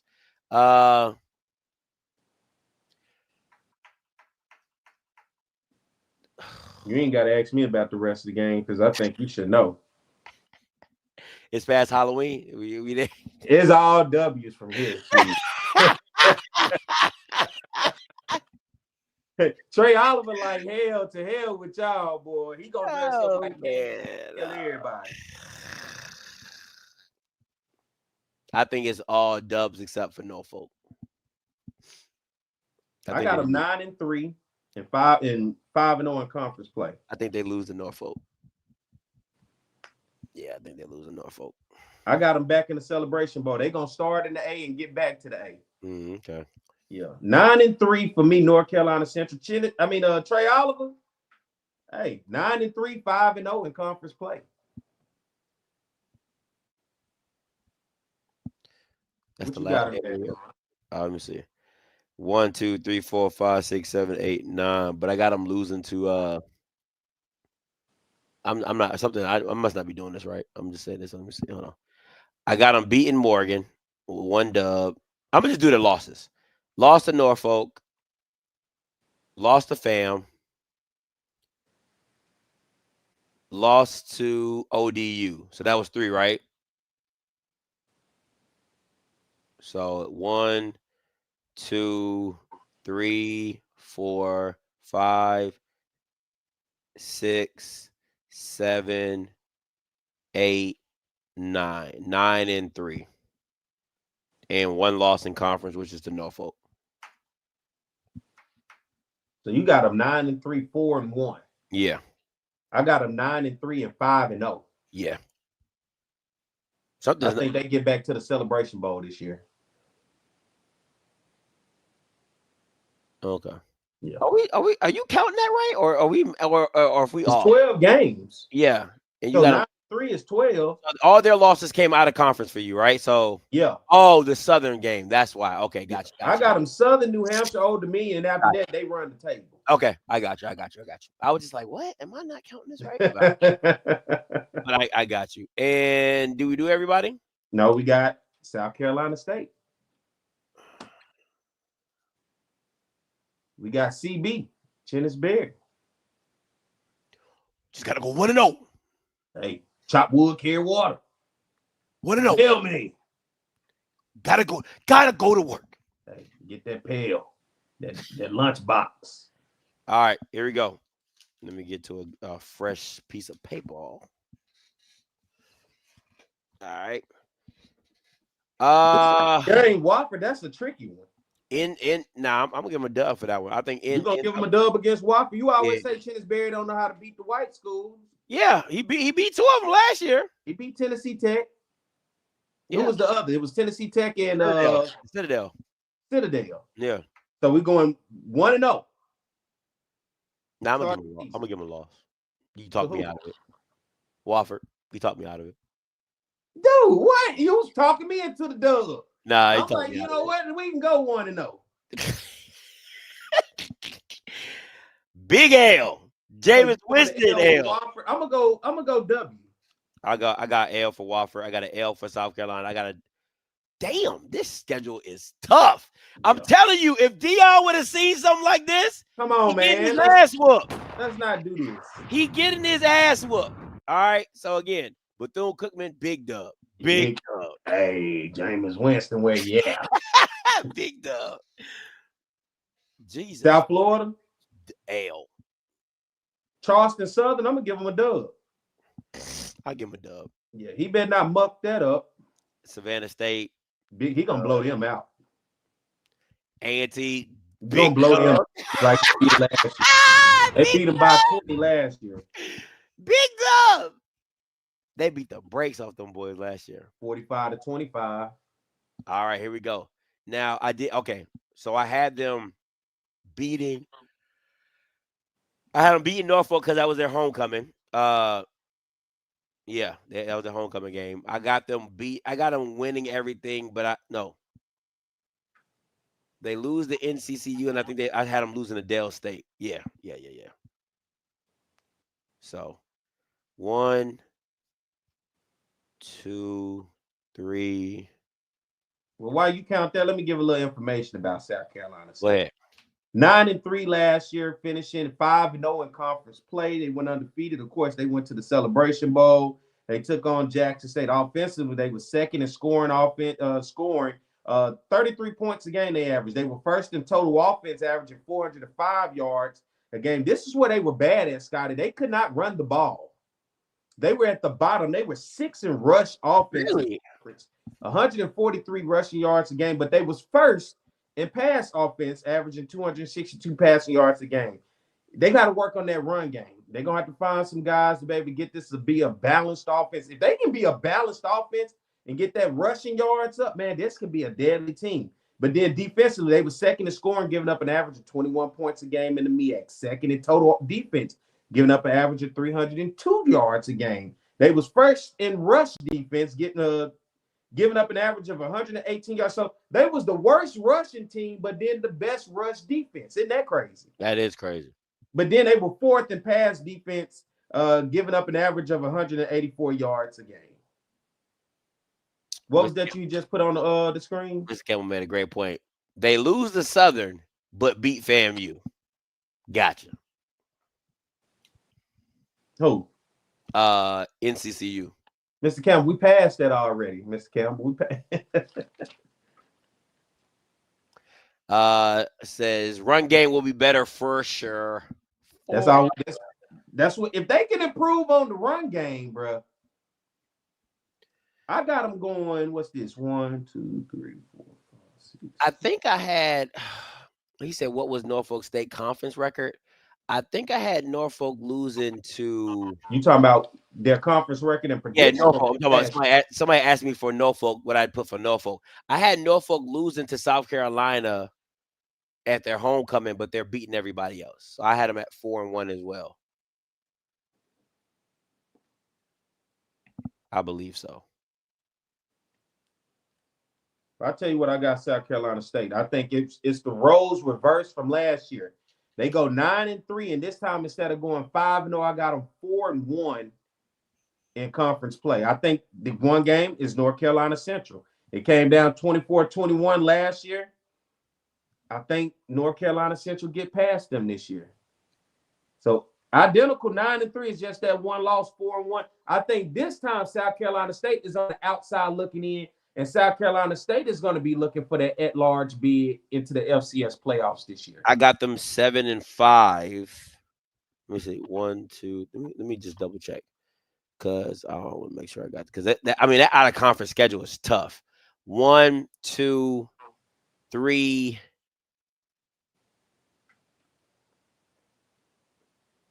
4, 5. Yeah, I got them losing to NCCU as well as Delaware State. Yeah. So 7-5. They'll go 3-2. Okay. Yeah. And that could very well happen off of a high from last year. Yeah, and to me, I look at it like this. I think it plays right into Delaware State hands, right? You go to NCCU, you lose that game, you know your season's pretty much over. And trying to rebound for the Delaware State game, you don't get up for it. It's in Dover. You don't really care. Blah blah blah, and you get beat too. So, well, if they're in position for what I have, at large bid for the FCS playoff is on the line. So I don't think they go to Delaware State at the end of the season and take that lightly. I have them a contender for out of the Celebration Bowl, but a contender for maybe making the FCS playoffs. Because if I got them a win over Wofford and Charleston Southern. Now, I'm not saying that means nothing because the committee could look at just like they did North Carolina Central last year and say, then you got A&T on there too, which don't make it no better for out of conference. That really dilutes it, right? It waters it down, but then you factor in Bethune-Cookman. I got them 4 wins against non-conference FCS teams. We'll see. Yeah. We shall see. Who's next? We got Hampton. All right. Now we're going to the cousins. The cousins. Hey, what's up, cuz? What'd he say? Cousin Pete. All right, let's talk about Hampton. The Pirates 5-7 last year. They went 2-6 in conference play. Now in the CAA, things are different now, folks. We're in another neighborhood. We just left the hood. We're in the suburbs. We had to hop on the interstate right quick. And we had to drive about 35, 45 minutes to the area of town you ain't used to going. Facts. Only when y'all like to go shopping, right? This is where the outlet mall's at. Yeah. The Coach 9 West, all that. Yeah, that's out here. Okay. We done left all that other stuff behind, right? The swap meet, we left that alone. All right. Now, let's look at them in the CAA. They were 4th in scoring offense last year, averaging 29 points a game. Scotty, they were 8th in total offense, averaging 363 yards a game. Great rushing team in the CAA. They were 2nd last year, averaging almost 200 rushing yards a game. at 195. And of course, you factor in the quarterbacks with the running back, Christopher Zealous, and then what was the running back, Burris? Yes, Elijah Burris. Oh man, the real deal. But they were 15th in pass offense. You heard what I said? 15th. Last. Jesus Christ, 167 yards passing the game. But on the other side, they were near the bottom in in overall scoring defense, 10th in the conference, giving up 26 points a game. How about this guy today was first in total defense in the conference? Oh, wow. 317 yards a game, but they were 7th in rush defense, giving up 149 yards a game. But they had the number 1 pass defense in the CAA last year, giving up only an average of 167 passing yards. So they solely, rested everything on defense on the defensive backfield, the DBs. They could run the ball and stop the pass. That's what they could do. But they could not stop the run, nor could they pass the ball. So Jackson. This one, I want to give them this. I want to give them this dub so bad, but Hampton is just it's a rebuild, man. Hampton's a straight rebuild at this point. Yeah, a Mississippi ass whooping. I believe so. That's gonna be a fried chicken and catfish ass whooping right there with a side of collard greens and yams. That's crazy. Yeah. All right, Elizabeth City State. Better beat Elizabeth City, man. Hampton, NCAT, they beat them 59-17 last year. It may be just a little bit closer with a new coach, but I'm going Hampton. Yeah. Come on, Ham, pull it out. Bison, I think we gave that one to Hampton. I gave that one Hampton. Yeah, I got it Hampton too. I think Hampton beat Howard. Elon, I think it's a loss. They beat Elon by 20, 41-21 last year. I think it's a loss. Okay, I'll go with AL with you. Norfolk, Battle of the Bay, I think they lose that. Who did I have win that game? I had Norfolk versus Hampton. I had Norfolk losing that, so yeah, I'll give them a dub. Campbell, L. What you got? I'm sorry. I think they beat Campbell. I'll give them a dub. Okay. L. It wasn't that bad. Listen, they lost to Villanova last year by 6 points, 20-14. Yeah, this ain't the same team. This ain't that team. This ain't all that right. Monmouth, L. Maine, L. All right. William and Mary kicked their ass all of 49-7 was the loss last year. L. Okay. Now, this game was tricky. It went into double overtime. 46-44 was the final score. I'm gonna give him a dub. Really? Yeah, I'm gonna give him a dub on that. I got him going 1, 2, 3, 4, 5 in. I'm gonna go L. In the Villanova, I'm gonna go L right there too. Yo, that was easy. Oh yeah, that was easy. That was easy, L. Yeah, I got him 1, 2, 3, 4, 5. 5 in 1, 2, 3, 4, 5, 6, 7, 8, 9, 10, 11, 12. 5 and 7.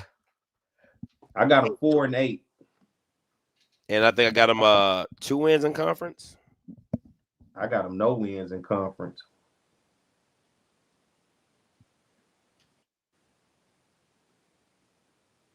Yeah, I got them and whatever they want to be in conference. Dang. You said roll out his preseason top 10. Somebody said I got roll out and winning the CAA. They have an easy conference schedule.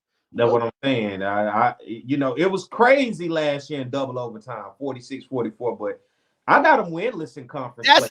That's my point. Hampton's entire team went to Norfolk, literally. The offensive lineman, dog, it was crazy when I'm like, damn, how many people you gonna take from Hampton? Half the team is in Norfolk, for real. Yeah. 4 wins. Elizabeth City, NCAT, Howard, Norfolk State. All right. All this shit gonna change once the season. I mean, we just throwing it on the wall and hoping it stick. I saw somebody say, I think that was recent, well, are we factoring in injuries? Hell no, we're not. How can we? Yeah, we can. You want to do NCAT? Yeah, that's next. Yeah, okay. NCAT football. They giving away that. No, I'm not even finna do that. I'm sorry. I'm not finna do that. Here we go. Gonna be very mean. This is what Bama's been waiting for. North Carolina A&T, a team that went 1-11 in 2024, 0-8 in conference play. Now, you want to hear some crazy stats? Yeah. Lay it on. They were 16th in scoring last year, only averaging 15 points a game. They were 15th in total offense, averaging 296 yards a game. They were 12th in rush. And when I'm giving these numbers, this ain't the NCAA, people. This is the CAA. Yeah, just their conference. Yeah, they were 12th in rush offense, 112 yards rushing last year, and they were 13th in pass offense, 183 passing yards a game. That's on the offensive side of the ball. It get even worse on the defensive side of the ball. They were 16th in scoring, giving up 38 points a game. They were 16th in total defense, giving up 438 yards a game. They were 15th in rush defense, giving up 194 yards a game, and 14th in pass defense, giving up 243 yards a game. A&T Roy, where you at? Goddamn. I mean, hit me one more time with that. Oh, goddamn. That's tough, P. God, dog. My man got some big shoes to fill over there at A&T. I didn't know they was that bad. God, dog. I mean, they were literally at the bottom of everything, bro. I think the highest they were 12th in rushing out of all offensive and defensive statistics. They were 12th in rush offense, 112 yards rushing a game. Other than that, they were 13, 14, 16 in 3 categories. Jesus Christ. Woo! Well, by that measure, let's add these L's up. Let's add them up. I'm ready when you ready, sir. And open the call lines because A&T Roy, he said he gonna call when. Dog, we got one more team though. Right, listen to A&T Roy. He was talking about how the barbecue cook last year was gonna turn it around. I remember. Yeah, we had that whole black-white discussion. Dog, yeah. and they sucked in. Yeah, it got deep. Oh, I was like, A&T Roy, they gonna give him another year. Oh, why wouldn't they? He's got a great class coming in. Fired. Got him cooking barbecue. Let's go get through this. You are the only participant in the conference. I just opened the call lines up. All participants are muted. All right, let's get it. We got one more team to go too. So y'all. All right. Tennessee State. L. Mm-hmm. L. Ooh. L. L. L. Big L. They may go winless. Ain't no Division II teams. Let's just stop where we at, Scotty. I got L's all the way down the board.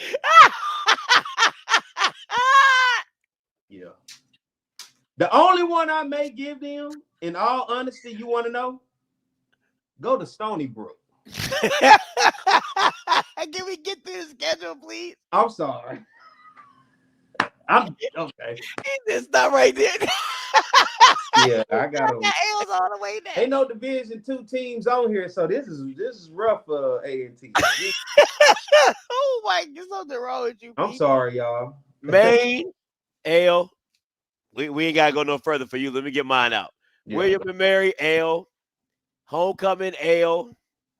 You know what? I can see them beating. I can see them beating Campbell. I'll give them a double against Campbell.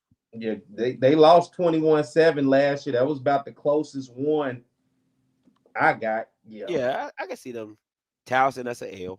Yeah. 31-13 last year. And you said Stony Brook? That's the one I will circle. Not in New York, no sir. L. Okay, I'm with you on that. I wrote down an L. Monmouth, L. Yeah, I did. Elon. They lost 31-21 last year. This time is at Elon. What you think? L. Now they went 1-11 last year. I got them 0-12 this year. I got them 1-11. Huh? I got them 1-11, and they paying Gibbs a bag. Okay, They paying Gibbs like $475, $500,000, something crazy. So you got them 1-7 in conference play. I got them winning one conference game. You know, they didn't win a conference game last year. I don't know the last time they won a conference game. A&T Roy let us know when he called in. Yeah. Yeah, I got them 0 for it. I don't see them winning the game next year. He said, I think the only game, honestly, is the Tennessee State game. I think the Tennessee State game is a possibility because of them both being in a rebuild, but I just think Reggie Barlow's a better coach. I think that's what's going on. Both of these programs are in rebuilds, but I think Reggie Barlow's the better coach and he'll pull it out. And it's in Nashville.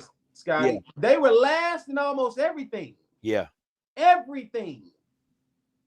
When we talking about 16 teams and you in 3 categories of 16? Yeah, that's a complete rebuild for real. You're in 2 15 categories. And you don't get nothing higher on no stat than 12th place? Shit. They said they've never won a CAA game. That's crazy. If that streak can continue, it's nothing A&T Roy can tell me. It will continue. Oh man, well, he definitely didn't call in. He's been talking about call lines. And we got Tennessee State. We got one more here. All right. Let's go Tennessee State.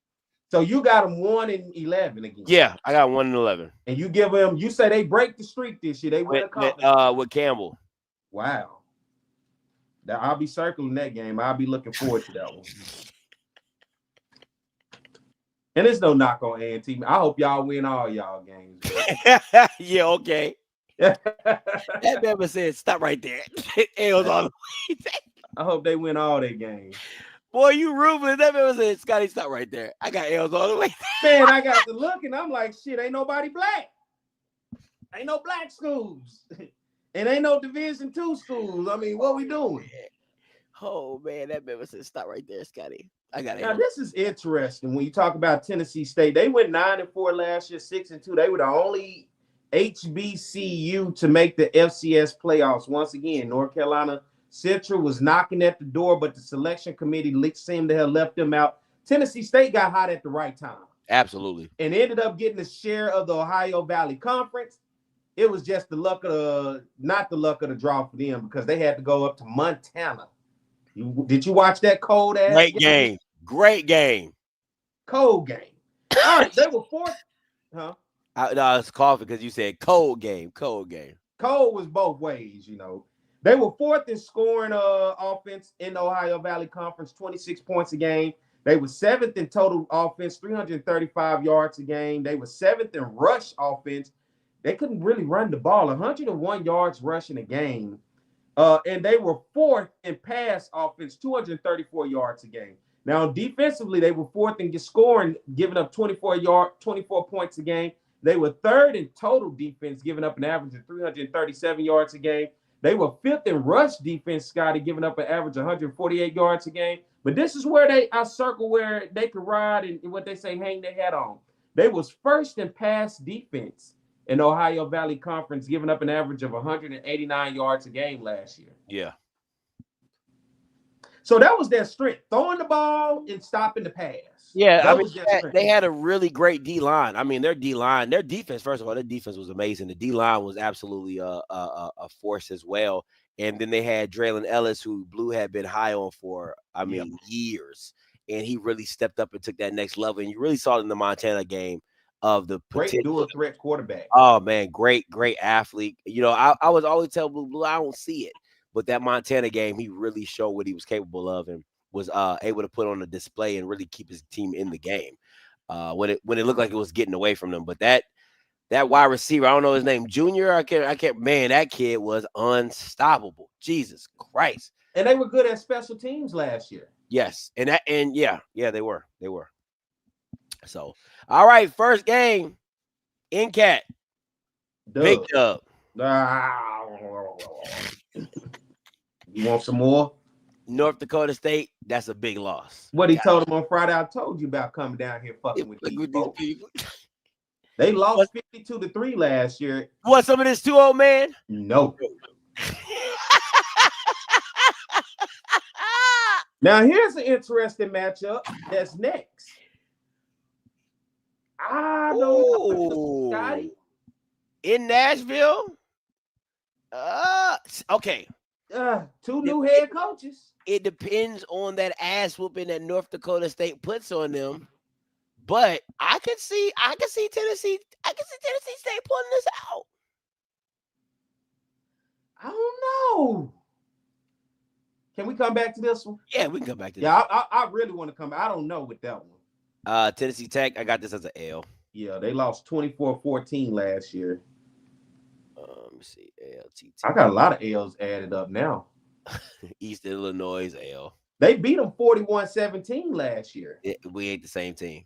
That ain't the same team. Okay. I think it's competitive, but I don't think it. I just don't think they come out with the dub. So I got them an L for that one. SEMO, got them an L for that one. They beat them 28-21 last year. Got them beating Howard.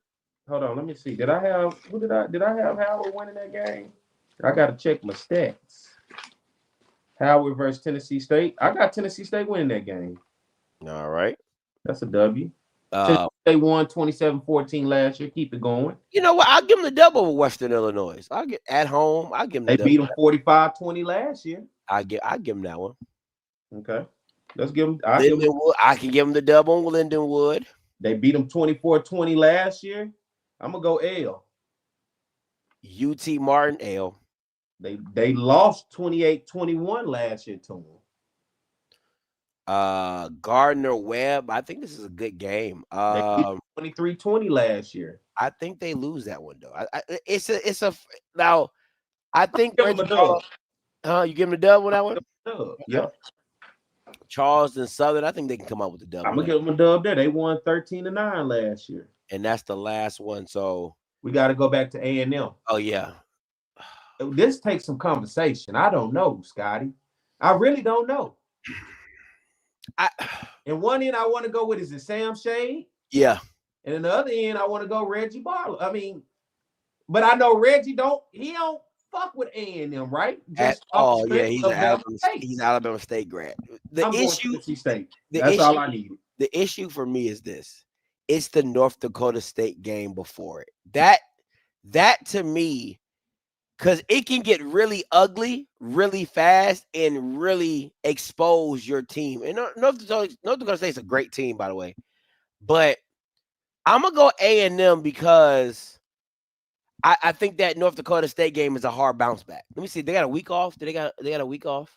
Nope. Yeah. I'm gonna give A&M for that. They got to factor in who does A&M play that week before. Let me see. I'm gonna give Tennessee State the dub. I stretched that out as long as I could, but I understand Reggie Barlow. They play Alcorn. That could be an emotional game. You smack your lip, that emotional high or low, that could take a lot out of them. Yeah, I'm gonna go A&M on that one. All right. So I think playing after North Dakota State, that's just a hard bounce back. And I'm really doing the most with Tennessee State because some of this what I gave them, I really don't think so because it's year one. At Gardner Webb, I'm like, what? I gave them a dub on Gardner Webb and Charleston Southern to finish the year. Yeah, Charleston Southern, I can give you that one. That Gardner Webb one, I'm like, Let's see. 1, 2, 3, 4, 5, 6. I got them 6 wins. I got 1, 2, 3, 4, 5. I got them 5 wins. And yours is the A&M. That's what gave you that 6. So I got them at 6 and 6. I got them at 5 and 7. Now in conference play, shit, they got a lot of conference games. Hold on. I got them at 1, 2, 3. I got them 4 conference wins. 4, 5. I got them at 5 conference losses. 1, 2, 3. 3 and 5. I don't think that's bad for year one. No. 6 and 6 overall, 3 and 5 for me. Now, definitely 6 year one is not bad in the CAA. Well, they're not in the CAA. They're in the OVC. You said what? Tennessee State is not a slouch of a program. No, absolutely not. And I think with with the team that Reggie Barlow has assembled, that year 2 gonna be crazy. That year 2 gonna be crazy because, like, he got it late, got in there, had to kind of figure some things out, get some talent in there. But year two gonna be crazy. Yeah, I think year 2 gonna be real. It's gonna be stupid for real. 6, 6, 3, and 5 for me. That's how I rounded out. That's not too bad. That's not too shabby. That's not too shabby. shabby. But A&T Roy still ain't calling, still ducking, but it's cool. You know what I'm saying? Take that. Nobody call in, huh? Take that 1 and 11. No, ain't nobody calling. Everybody just sitting back like, hey, The MEAC don't really, and that's the thing about it. Everybody say, well, you don't cover the MEAC, you don't do this. And maybe this ain't a MEAC show. Maybe, I thought, that they would support it, but they sleep, I guess, on the East Coast, maybe, I don't know. We'll see. Maybe don't nobody believe. Where the Delaware State fans by the millions? Where the Norfolk State fans by the millions? We right here, P. Oh, okay. We right here, P. Oh, okay. We right here, P. Ain't nobody ducking. 7 wins, baby. 7 wins. Swag show. Listen, the fans will be calling in. We just didn't open the call lines last week because it was late. But we still got some time. We only did 9 teams. It's A&T Roy right now, B. What's up, A&T Roy? What's happening, gentlemen? Nothing. Just trying to figure out, how you gonna take that 1 and 11 season. And he gave you 1. I gave you 4. What are you talking about? Oh, I got you winning 1 game. Yeah, Barry I don't have you winning no game. Yeah, Barry ain't got you winning nothing. Yeah, ain't no D2 black schools. No D2. Ain't no D2. Hey, listen. Before we get to that conversation, I think y'all want to have, I do want to make sure that you all understand something, and your subscribers and listeners also understand this, and that is we are absolutely the HBIC. We are the head blacks in charge. Come on, man. In HBCU football and school. Come on, stop it, man. Stop it, bro. So going forward, I want y'all to refer to us as that HBIC. How? Hey, listen, I'm just telling you what it is, and that's what y'all how? do. All right. How? So what y'all want to talk? Hey, man, listen, I got PTSD from the last 2 years, so I ain't making no prognostication. Oh, it didn't change. He didn't change, P. Scotty, you remember on the cartoons when they used to have their heads wrapped up? In that like the bird going around? Yeah, when they got bopped in the head, that's what he got right now. He got some brain damage going on. I kept trying to tell him. He was like, man, I'm telling you, you're going to turn it around. You're going to stop it. Stop it. Now, okay. Well, I'm not saying we're not going to turn around right now. I'm just saying I ain't making no prognostication. Are you willing to take it slow? Take it as it is. Oh. We were trying to tell you to take it slow last year, man. Perry, go ahead. Say it again. I told him we was trying to tell him to. See, last year he wanted the air fryer when we was telling him it's a crock pot. The crock pot, you leave that on when you go to work, and then when you get out of work, you come home and the house smells good. It took about 7-8 hours to cook it. He wanted that 6-minute, 7-minute air fryer. He thought it was gonna be good. It don't work like that. Some things good for the microwave, some things good for the oven. You took the microwave. Hey. Yeah, I can't say much. Hey, but I will tell you this. I went to our scrimmage this past Saturday, and I will tell you, man, the vibe out there is a whole lot different than it was for the last 2 years. Where did it's going to result in, I don't know. You said the same thing the last 4 years, A&T Roy. No. I promise you, the vibe is totally different from the last 2 years under Brown. What did you see at the scrimmage that what was different? Yeah. Coaches getting in players' asses. I don't think the head coach not standing back, just watching practice and all that kind of stuff. It was a whole different thing. You ain't no better than my man Lionel at PV versus everybody. I don't understand why y'all do this to yourselves every year. Why? What do you mean? I mean, hey, listen, I'm just telling you, it's a whole different vibe. And we'll see how it goes. But yeah, I ain't got much to say. Listen, I take the fact that we've been ranked the lowest rated HBCU. We only beat a D2 last year, and we barely did that. And T-Roy, let me ask you this question. Yeah. What is a successful season? Is it beating the Blacks, or is it a certain amount of wins, or just successful? Not nothing crazy. Just like you'll feel like it's turning in the right direction. Like the worship song says, it's turning in my favor. Okay, it's turning in your favor. What does that look like? Well, I want to make sure you're the one that brought up the Blacks this year. I didn't bring that up. That's number one. We know your mantra, Roy. All right, stop it. We already know your mantra. Let's not do that. So, what would it for me to be turning around? We got to beat Hampton. Let me go back. We need to beat Tennessee State. We need to beat Hampton. We need to beat North Carolina Central. Sound like the Blacks. It's like the Blacks and Maine. Oh my God! And possibly Elon. That CAA losing streak continues, huh? Oh wait, yeah. No, I said Hampton. I said Elon. I said Campbell. I said Maine. Yeah, he said Hampton. Yeah, Hampton, but mostly the Blacks. Elon, Campbell, and Maine. As a matter of fact, Campbell and Maine are like the lowest hanging fruit. Elon will be a little tougher. I told you Campbell. That's the only win I gave y'all was the Campbell win. Yeah, I think. But Maine, I think, got picked below Campbell. I think they did. They down there near us. T-Roy, can I ask you a question? You can. So I was at the Celebration Bowls when y'all was rolling. Tariq Cohen, one of the greatest performances I ever saw, taking on Alcorn, and Rob Broadway had y'all going in. The success continued. I remember when you guys beat Jacksonville State in that FCS first game of the year. You had broke their winning streak. You guys beat East Carolina. What his coach say, bring me my money. Now, when you look at the program, and I mean, you carry this losing streak in this conference that you guys in. You were in the Big South at one time before coming to the CAA.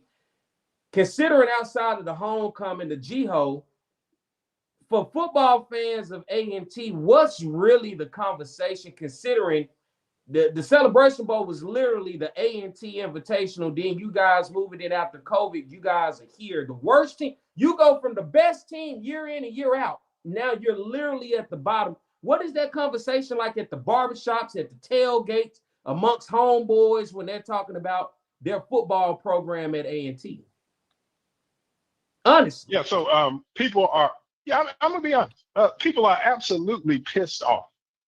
There's a lot of skepticism, but there's also quite a bit of enthusiasm. And when I say that, the enthusiasm is around the fact that we brought back some of the coaches that we had before. And players are on board. Alumni, Hall of Famers are on board. So a little bit of both. You know, people are upset, but people are enthusiastic and hopeful. So, you know, we'll see how this thing goes, man. Do y'all want to come back to the HBCU conference? Hey, man, listen. Okay, let me say this too. I forgot what it was. Okay, let me say that. Hell no, we ain't coming back to the MEAC, and here's the reason why. We ain't coming back to the foolishness of the MEAC picking a second-team preseason player as their player of the year. Man, you got to be kidding.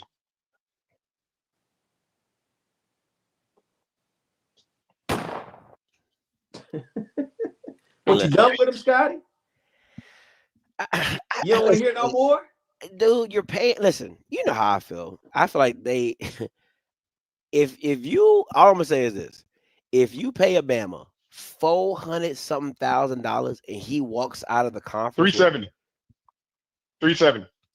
If you pay somebody $370,000 and they walk out the conference, out the schedule with one win, Perry, it's no different than what you said about UAPB. They what are we doing? What are we doing? Like, what are the expectations? Like programs like that, if you win, the pay increase by the year. I lowball you. You got to come in. You come in at 170. By the time you done, we can get to that 370.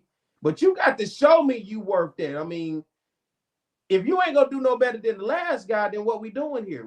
And literally, once again, what's the expectation, A&T Roy, for year one? How long is this contract? 3 years? 4. 4 years. Year one, what's my I think it's 4, expectation? Huh? Yeah, I think it's 4. Year one, what we looking at? Do we want to win 3 games? All right, that's a start. Year 2, hey, can we? Yeah, no doubt. Huh? Yeah. 3 wins or more. Yeah. All right, yeah, absolutely. Then we go to year 2. What we looking at? Can we at least get a few 3 wins in conference? Year 4, can we be in the process of competing for, like, at this point, why'd you hire him? I want to compete for the CAA champion, for the conference champion. Isn't that the whole reason of getting a coach? No. We're not in this to just win the conference championship. We talking about FCS championship. You ain't nowhere near there. We talking about FCS. Man, stop it. That don't mean that ain't what we're trying to do. Stop it. You got to first win a conference game. Well, okay, I get you. That's a step. As a matter of fact, we don't have to win the conference. Okay, let me say this. This is why I know it's lies. All we gotta do is get in the playoffs. This how I know it's lies. This how I really believe it's lies. If you're telling me your goal is to win an FCS championship, then why would you hire a coach that has never won a championship as a head coach? The same way UAP we had a coach that hadn't been a head coach. What do you mean? No, I'm asking. See, at least his time at William and Mary, he saw success. So I kind of understood that, hey, he's from the conference. He saw success at William and Mary. Maybe he can bring some of that success. The guy you hired couldn't win the conference after the big guy, Jennings Berry, left. Still couldn't win the conference. That's when Sam Shea came in and smacked him around. My question is that why not go out and get a white coach who had been a head coach and had won in FCS games or had won on the FCS level? To me, then you tell me that, you know what, we're trying to go win we're trying to win the big game. If you would have brought in Tremaine Jackson, I would have been like, that makes sense. And that probably would have made more sense. It would have made a lot more sense if you would have brought Tremaine Jackson in than bringing in Gibbs, who couldn't even win the SIAC championship. Now you're telling him that you're going to walk into the CAA and what? Come on, stop it. Stop. I don't give a damn if it was no.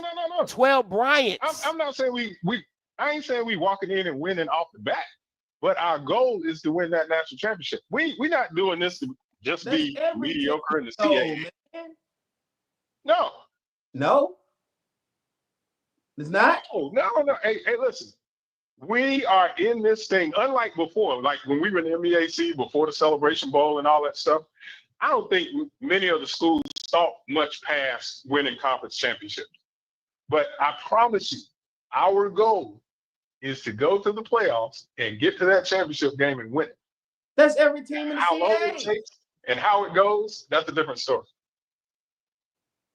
Man, I thought Lionel was delusional, boy. Hey, boy, y'all. He ain't as bad as Lionel. At least he ain't making 2025. I'm not saying we're gonna do it. I'm saying that's our goal.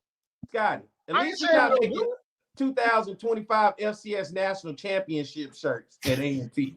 At least he ain't doing that. Listen, a stretch at A&T is say we win in 3 games. That's a stretch. That's about it. You on Lionel's level if you come out with a shirt that says we win in 3 games. Let me go back and look at this schedule again. Hey, listen. Maine is low hanging fruit. Campbell low hanging fruit.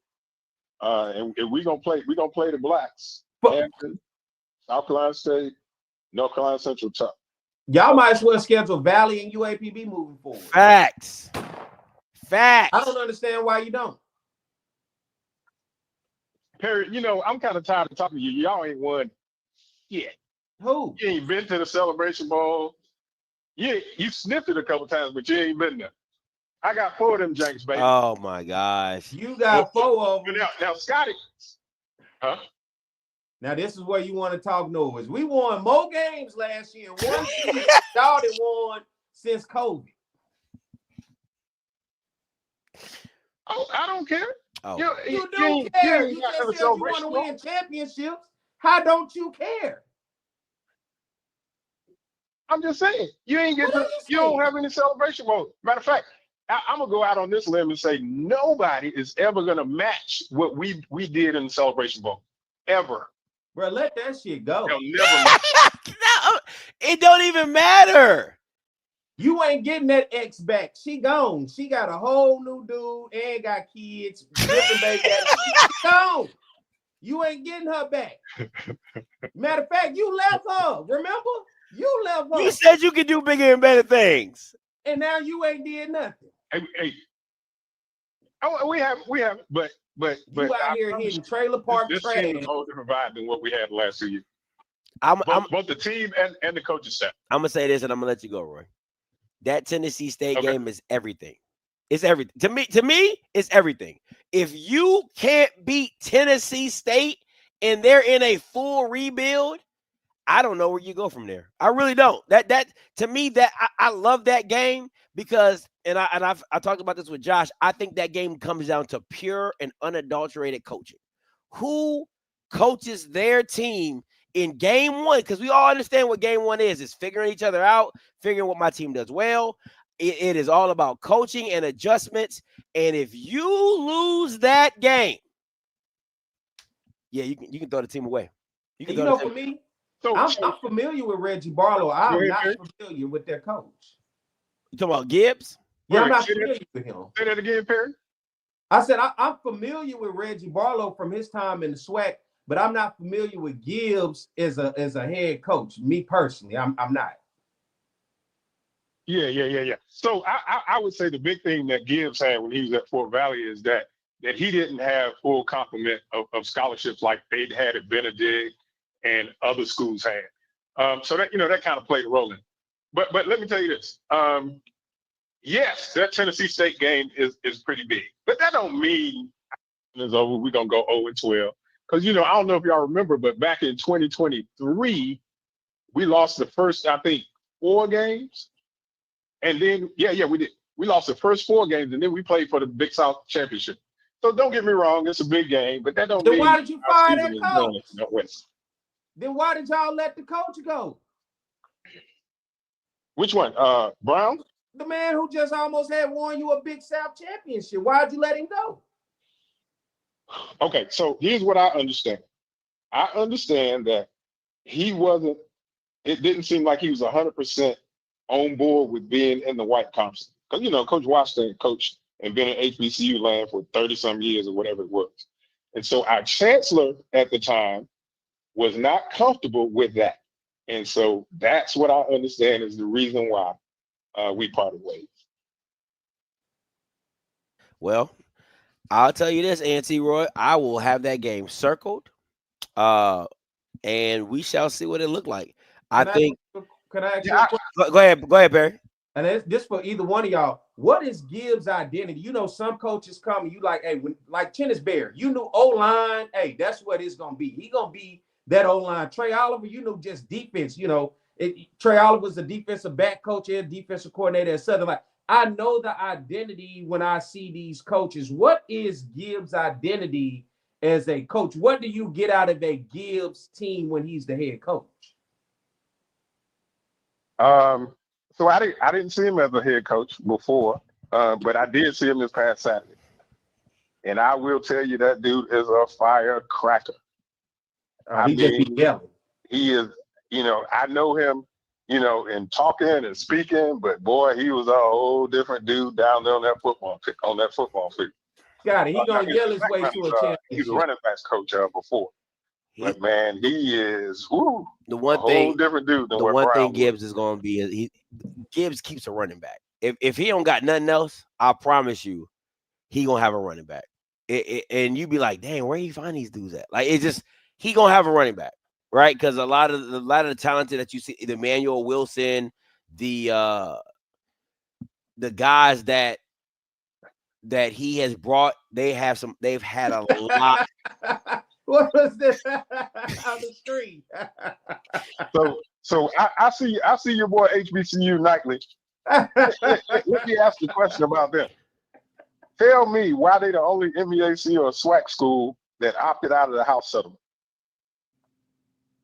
Because they Josh understand Collins comment up there for that. Because they understood their budget.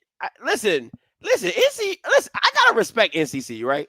NCCU said we're not about to take a Benz and drive up to an apartment. We're not about to do that. We don't need to. And what's crazy is what's even worse to me is that if they don't opt into the settlement and they still beating you, what benefit did that have for you? Well, you know, the first year it might not show, but it's gonna start showing after that if they don't get in. The NCCU still relevant. I went to the Celebration Bowl when they played Grambling against Devontae Kincaid, and they still going to championship, so they still relevant. A&T Roy. Josh said they can opt in next year if they want to. You ain't seen North Carolina Central play to the Celebration Bowl? They only went to one other one since then. They played Dion. Right, that was the one. They won it. 16 and 22 or 21. They still going. That's what I'm saying. You So see after that, that's still relevant. One more. They're still relevant though. Well, of course they're relevant in a 16 MEAC conference where there's really nobody to give them a tough time to go.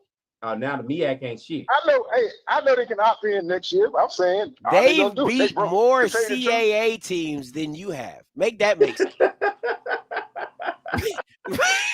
And you can't beat them. Make that make sense. They beat more CAA teams than you have. Yeah, I know what I wanted to say from before.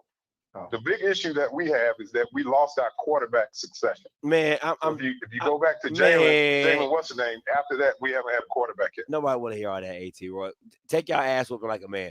We'll see you in the season. See you when the season comes. See you in Tennessee State. Hey, man, listen. Don't forget, HBIC. We the head blacks in charge, baby. And can't beat one. And can't beat one. Make that make sense. You can't beat Hampton. You can't beat your rival. You know what A&T is? What? They the friend that want to go out, and then when you go out, they look sad while you eating your burger. You like, what's wrong? They really want you to be like, you want me to get you one? Hey, because I can't afford it. Yeah, I'm just gonna eat my damn burger. You should have brought your ass anywhere. I can't take care of you and me. They go to the group vacation, and everybody doing excursions, and they just back at the hotel. What you come for? What you come for? What you come for? I don't get it, man. Listen, you can't tell me it makes sense if you pay that Bama $370, $400, whatever you pay them, and that Bama come out with one win in the season. Oh, I would. And him on par with some coaches who are winning on the FCS level when you talk about playoffs and competing. Go yank one of them from out of one. You might as well take Trey Oliver. He got more CAA wins. Just go pay Trey. Yeah. That's what I would have done. Hey, Trey, how much it going? I'd have been like this. Hey, Trey, how much it going to cost you to turn one of them white pies into turn one of them nigger pies into white pies? Yeah. Yeah. How much it going to take to turn one of them nigger pies into white pies, Trey? Huh? Yeah. Talk to me. That's what I would have said. Come on, man. And there's plenty of coaches out there that's winning on the FCS level in terms of if they're competing for FCS national. Like, they are nowhere near close.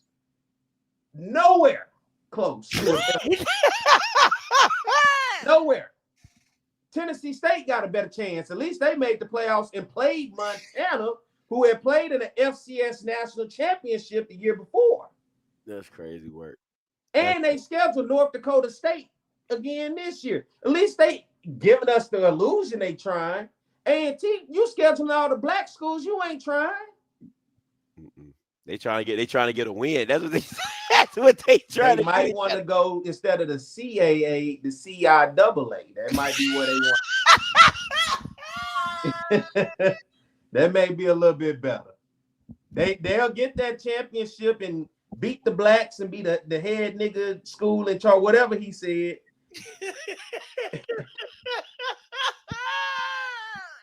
That might be better for him, Scotty.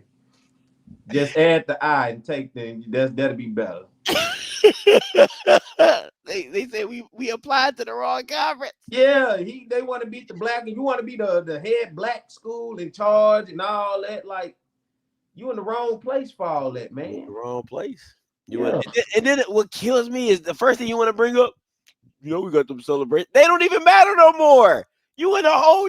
It's like it's like telling your friend, man, I got that new Nintendo 64, and then you move and you go to an all-white school and everybody playing PS5s, and you like, I got that Atari. Nobody cares. It's like the dude at my last school. Nobody cares. 7 years later, still talking about the ex-girl that, damn, boy. Hey, boy, let me tell you, that thing was good, man. I think about that thing every day. You know what I'm saying? Like, dude, she gone.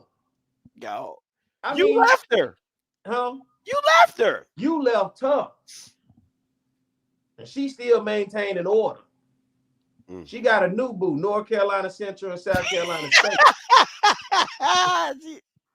she on their arm, right? She on their arm. And you went and tried to get you a white girl, but all you could get, you got trailer park trash. You couldn't even get, you got the worst of the worst. Couldn't even get the white girl with the booty. They just. You know how you sometimes you go in Walmart, you see the black dude, but he with the fat white girl with 3 kids. You like, dude. You like, you couldn't get nothing better than that, man. And then you see the white dude, he with the bad black chick. You be like, what is this? You done got this big fat sloppy thing talking about you. And proud too. And every day you try to make her parents proud, don't you? Yeah. Oh, I could be one of y'all. Yes. Dog, I see that up here in Ohio so much, man. All I do is shake my head, bro. I be in Walmart. I just be shaking, and it be like them skinny black dudes too. It don't even be like a big. It be like the skinny black dude. White girl be like this. Be about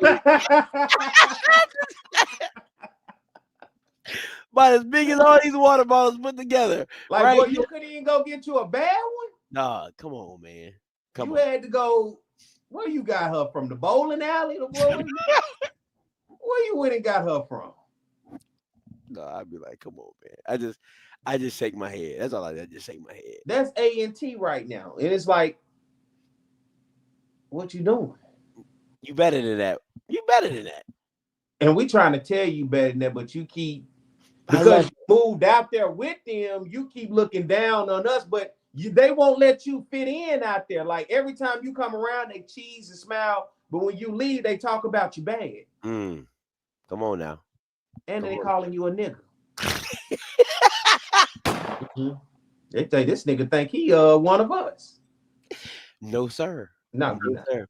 5540 coming to you. What's up, Mr. Hunt? Yeah, how you doing? It's Chuck Hunt calling from Monroe, Louisiana. How are you all doing this evening? And did you say you didn't have a single MEAC person to call? I know the one just called. I know that's a former MEAC person. That's a different situation there. That just called in, but you said you didn't have a single MEAC person to call in. Nah, MEAC people don't call in like that. You know, they sit on the wings and they do their thing. Because I swear Deshaun Jackson and big people was gonna be flooded. Josh? Nah, Josh in the chat though. He in the chat, but that's about as good as it's gonna get. That's about as good as it's gonna get. I thought it was, yeah. Not Kobe. Kobe, South Carolina State. Oh, nah. He got, he do his own thing on his own channel. I got some South Carolina State people in the chat though, but they don't call in. I do. No, you know what? I'm lying. I do be getting some South Carolina State people to call in. They do call in throughout the season. I gotta give them credit for that. I really do. And damn sure on here. Oh, okay. Yeah, I'm just curious. 6 of them in the conference, and I said, "Hey, I know somebody is stepping calling." And Delaware State, I don't know what to say. They still trying to find their voice. You know what I'm saying? So we'll figure when the season come around, we'll figure out if they call in or not. Yeah. They hadn't had voices. They talk about go back to Bill Colick coaching. He's still around. He was on the board of trustees at Delaware State. He coached John Taylor, and they had a white guy that coached him before then. Cole was on his staff, Joe Perzicki, and that's what they kind of live. Because they didn't even want him. His story is kind of like Jay Hobson at Alcorn. They did not want him there, and they had a fit about the white coach being there. But and think about it. Al Lavin, he's passed on, but that's all they can live on. They hadn't been to the they won the MEAC championship since 2007, and that's when they went to the playoffs, and they lost to their the school right there in their state. They had to go far to lose with University of Delaware, and that's all they're living off of now. Dang, I didn't even know they went to the playoffs. Shout out to Delaware State though. Yeah, they did. 2007. Yeah, Al Lavin. Al Lavin was a NFL assistant. He won championships as an assistant with the San Francisco 49ers. Yeah, it's been a good while, Scotty. Yeah, I was graduating high school. You grown, married with you guys, kids man. now. I think about the things My going on. son I 10, you know. 1993. Huh? No, he said, Barry said, I'm grown and married with kids. I said, yeah, my kid's 10. My son 10. And they still I got a haven't done 17-year-old. So Woo. Yeah. See, like I said, I remember the 80s, and I'll be 50 this year. I came out of high school in 1993. Man, I just think about it. I said, gosh. And I was thinking about it. Roy talking about A&T. They had one of his fellow Aggies the other day. He has a podcast. He was up there talking about, oh, yeah, you know, with a MEAC, you know, we won the celebration bus. And, man, that's in the past. You're on the CAA now. They don't got no good stories. It's like all horrors. All horrors. It's all the past. It's so much pain. Yeah, the past. It's so much past, pain. You're exactly right. It's so much pain in the present. That's why they just talk about the past all the time. But Mr. Hunt, aren't you a Southern fan? No, my folks went to Grambling. I'm from Monroe, Louisiana. I'm from Grambling territory. I didn't go to neither one of the. I didn't go to an HBCU. But my folks did. My folks went to Grambling. My father played in the band there in the '60s. Okay. Played trumpet. He was in Super Bowl I in 1967. Super Bowl I. That's crazy. Yeah, that's my crazy. father played trumpet in the band. They were all male band. Grambling, Southern, and Florida A&M were all male marching bands during that time. That's Super Bowl I. Oh, that's crazy. Yes, the Green Bay Packers and Kansas City Chiefs. The Packers won. Vince Lombardi. Yeah, that team beat Hegstrom's Kansas City Chiefs. Yes, in Los Angeles. Yeah, and we them at the University of Arizona over there in that Super Bowl. That's dope. That's cool. That's dope. Yeah. Super Bowl I. That's cool. What number we on? 50 something. And you know what? That was the first time ever a black and white band were on the field together. They did the pregame show. They formed the outlining of the U.S. map, playing America the Beautiful and the Star Spangled Banner, and they did individual halftime shows. That's when bands were doing the halftime shows during that time. You know that was the stuff you have now. That's dope. That's pretty cool, Yeah. Mr. Hunt. Appreciate that. I like the insight. I like little tidbits like that. Yes, man. And it's great to share that with you. You know, I don't talk to you very much, and that says a lot about your platform. You're getting that many calls. I said, you know, as no one's called, I said, this be my time to call in. I said they might be going to bed, but I said I'm still up. I said I'll give Scotty a call. And I see Perry is on with you as well, my fellow Louisianian. I know he's from Arkansas. Yeah, he claimed Louisiana now. He pretty much they claim me now, so I accept. You claim them. Okay. Yeah, I enjoy Jaguar Journal, and Scotty, I know you come on sometime, and it's great to have these platforms because I look at ESPN, I don't get that on here. You get Pat McAfee doing his own thing, and see you doing your own thing as well. You all are covering these HBCU side of things.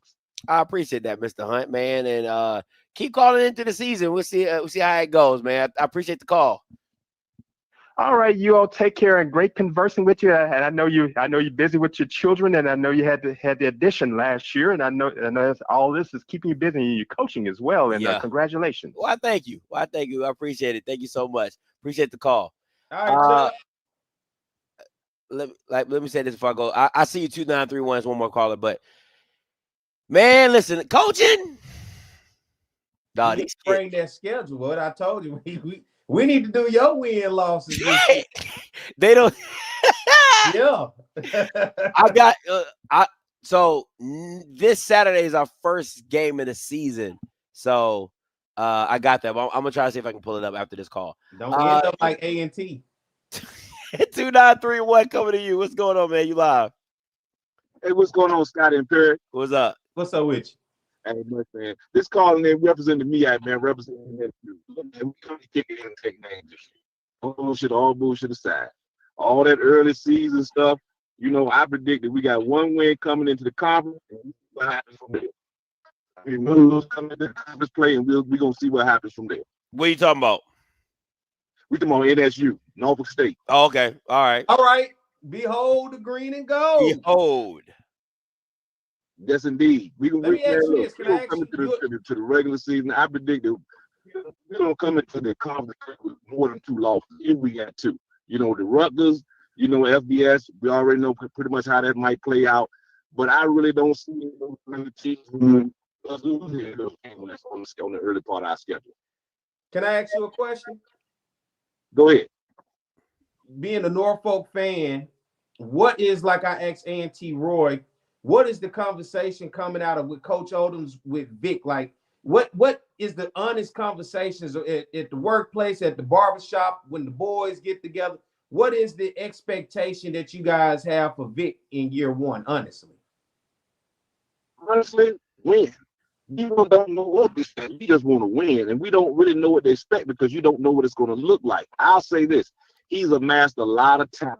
He's been recruiting throughout the summer, bringing in more talent. What the coaching staff can put together, what it's going to look like, man, I think that's what everybody's thinking about. But we talking about winning here. We ain't talking about next year, what it's going to look like 3 years from now. We talking about winning now. I like it. Expectations, baby. I want to see it. That's how I feel. I feel like Vic got enough listen, and I agree with that. I think from what's left over from last year's team and what Vic can bring and add into it, I think it's the recipe for success. I really believe that. If they get a quarterback that's dynamic, or Coons takes that next step with Kevon King and them boys, now I don't see why they can't. I don't see why they can't shock the world. I really don't. I really can't see why they can't. Well, Israel Carter is the guy that they got marked pretty much as a starter right now. I mean, they haven't announced official starter as a young man transfer, I believe, UCF for one of the FBS programs. They got him marked as a starter. Otto Coons is on the roster. He's there, along with 2 other, I think a junior and another sophomore. But, man, running back one spot where he made it late for this, man. We want to that running back between Kevon King, Xavion Evans, Karan Benjamin that's behind him. Vic did the things that I thought that needed to be done in the places that we were weak at. Special teams, he went out and got kickers, man. I mean, Odoms wouldn't go get no kickers for nothing. He went out and got big field goals as he can kick. He went out and got him some tight ends. You know what I'm saying? Yeah. I mean, he's plugging all them holes that were there when Coach Odoms was there and plugging with talent. I love it. I love to hear it, man. I'm excited. You got me excited. Listen, we go, over here, we gonna keep an eye out on the. Get your season tickets today. I'll play that on the commercial every time. He said, "Get your season tickets today." Hey, hit it again.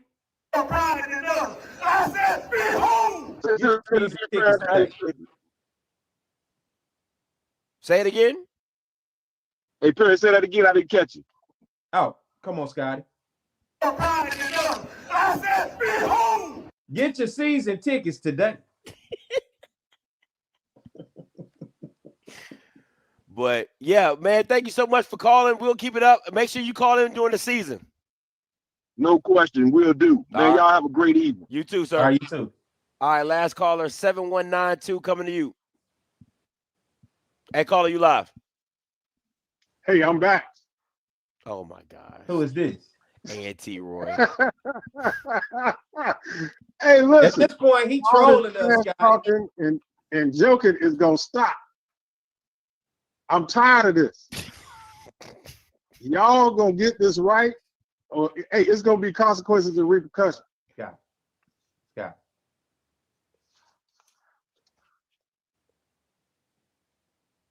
All right, I'll go.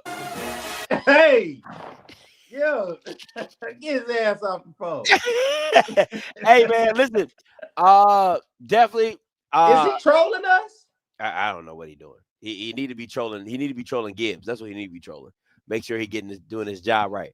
But guys, man, we appreciate y'all guys for tuning in as always. Perry, where can they catch you at? Every Saturday morning on the Jaguar Journal, 7 a.m. to 9 a.m. on 107.3 FM in Baton Rouge, Louisiana. And if you want to hear it and you're not in Baton Rouge, guess what? You can go take your ass right on over to YouTube and subscribe to the Jaguar Journal YouTube channel or follow us on all Apple Podcast, Spotify, X, Instagram, Facebook. It's easy. Or you can keep up with me on the Yard Network as well. That's my own personal thing. On all social media network as well as on YouTube. You can subscribe. And on Mondays with my man Scotty, man. Shoot.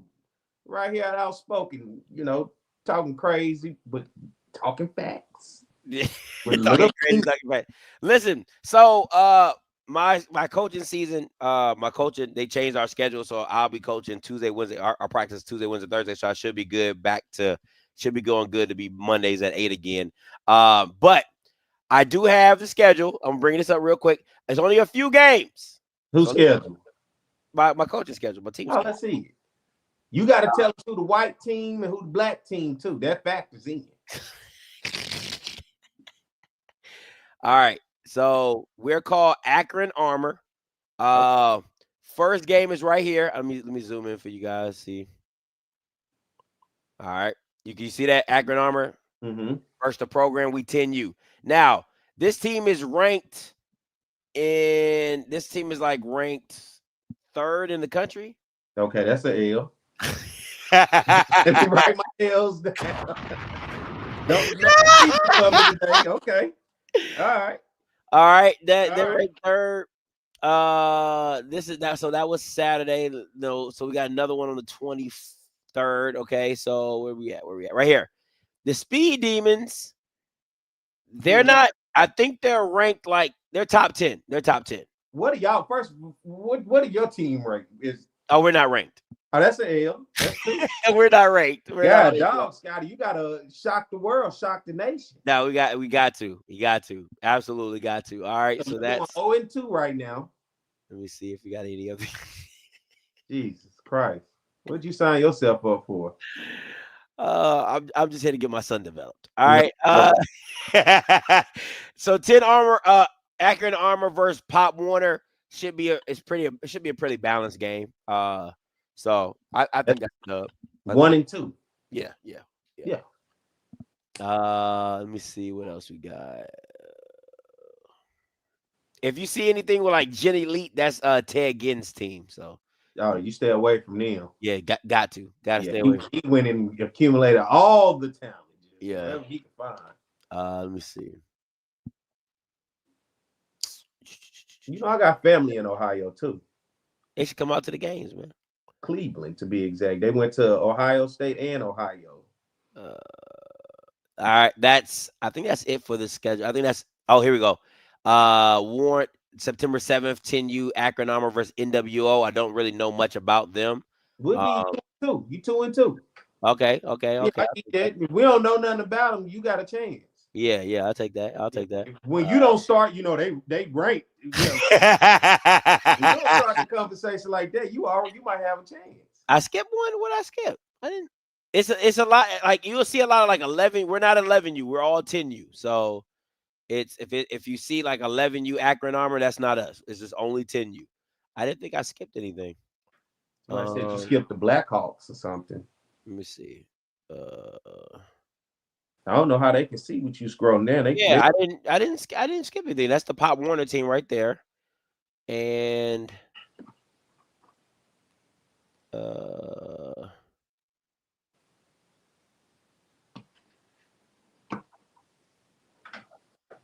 yeah, I didn't think I skipped anything.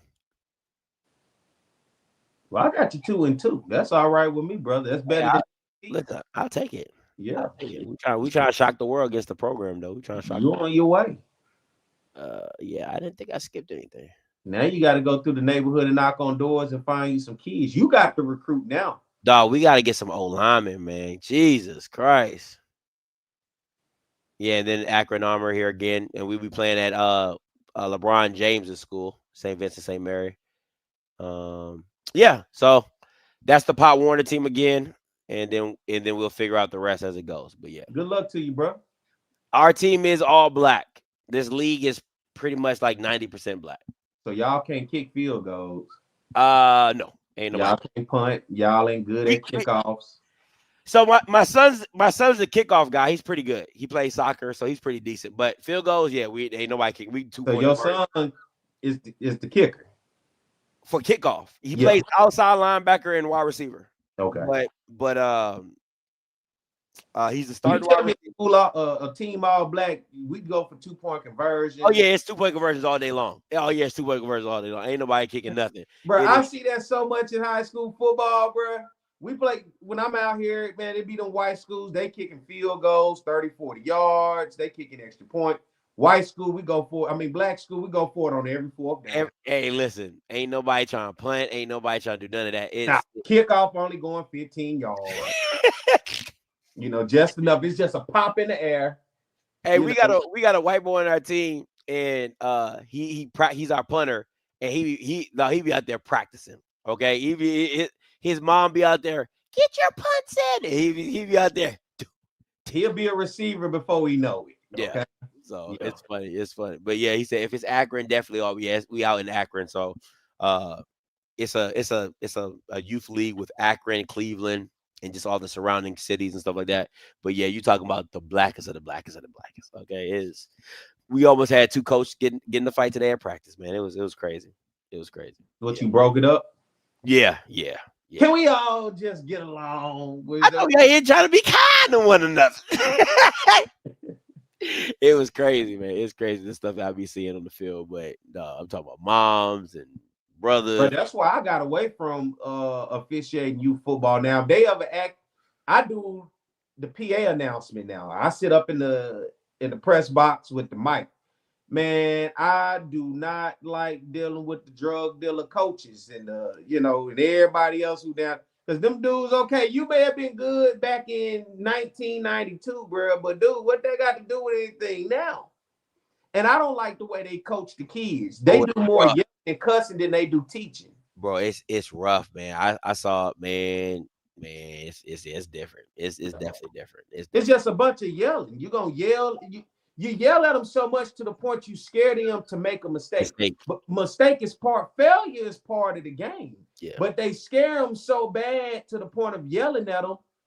They freeze up. They do. They freeze up. Yeah, I had to learn it the hard way with my son, because every time he would do a play, he would look at me. You know what I'm saying? Like, yeah, it's like he would do something, and I'd be like, and you over there like, fuck you. I would just be like, because it got to the point where he was playing flag, and he came to the car, and I was like, bro, why do you keep looking at me? He's like, you're pretty much like my coach. He was like, so I'm like, he's like, I just listen to you because I don't need to listen to the coach. And I'm like, you're supposed to. Because you're the one whooping his ass, not the coach. You're supposed to listen to the coach. Because because for me, like I take pride for my son understanding the game of football. Like, I don't really try to teach him. Like, the only thing I've taught him was really how to play wide receiver. Like, everything else, I just teach him the game, right? Like, so if he plays safety, I teach him like how to, but I'm a wide receiver. So teaching him how to be a wide receiver is easy for me. So his hands are really good. He has the best hands on the team. That's just not by me. Coaches have told me, right? But I got to keep it real with my son, because he gets really big headed, right? Because he's always been the best of whatever he's gone. So him coming in to tackle, and he's never been tackled before. I said, hey, listen, it's all pretty when you out there with flags and, ain't nobody. I said, it's a different world. It'll send your ass to the basketball court. Boy, they will put you in the water cooler. Keep playing, right? So that's his new struggle, is to get over being hit.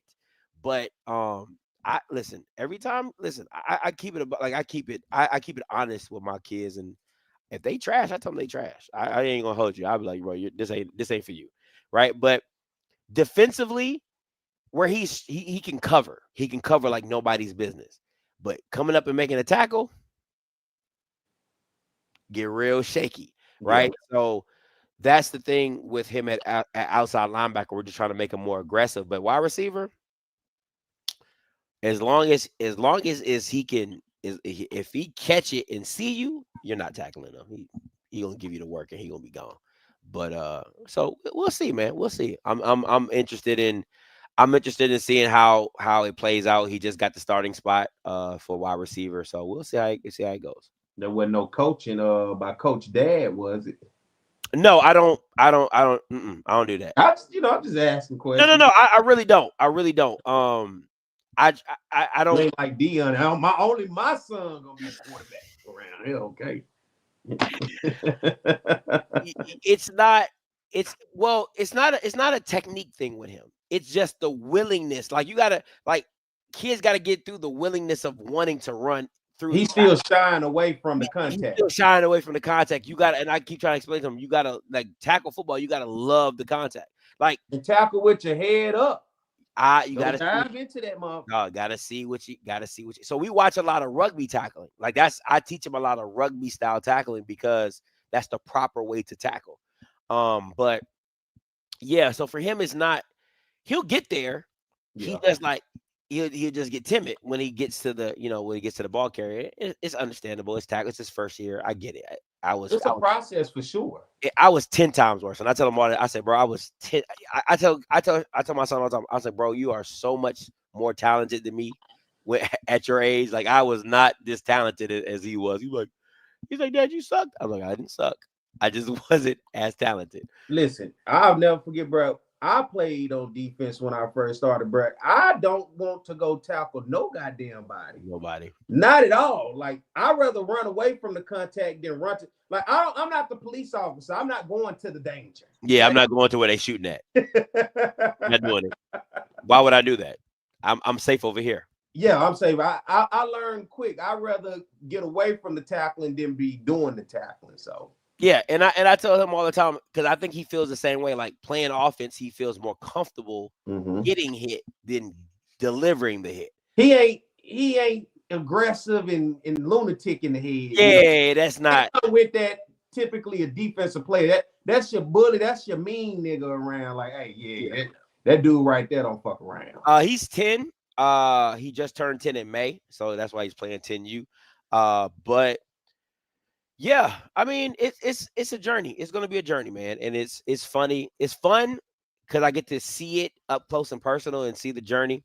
And I just want, for me, man, I tell Shy all the time. I'm like, these are the things that make me mad.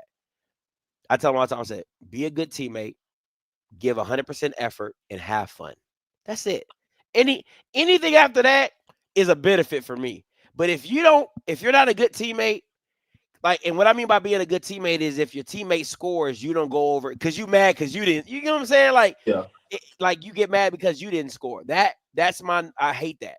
2, just give 100% effort. Like even if you do it wrong, just give it everything you got. Right, and then have fun. Like, dog, it's youth football, man. Like you're playing with your friends. You know what I'm saying? Just go out there and have a good time, man. And don't take stuff so seriously. So. See, my son, I got him. He in soccer right now, so he the captain of his soccer team. Yeah. He's growing into that stage now where it's 2 ways you can do it. You either going out there for fun, like most of the kids just running, doing shit, or you can go out there for a competitive nature. Yeah. I'm seeing the competitive edge now. At first, when he first got out there, it was like, hey, they just kicking it. They running and they playing. Now, he don't play that. You know, you can see the edge of if it's a loss or if he didn't make a shot, the practice, and and it's serious. And so, because I thought I footballed him out, for a while he was just all around football, and he kind of was like over it. Then I showed him them little kids down in Florida at his age, like how cold they can get, and then it sparked. And then now at school, PE football is part of it.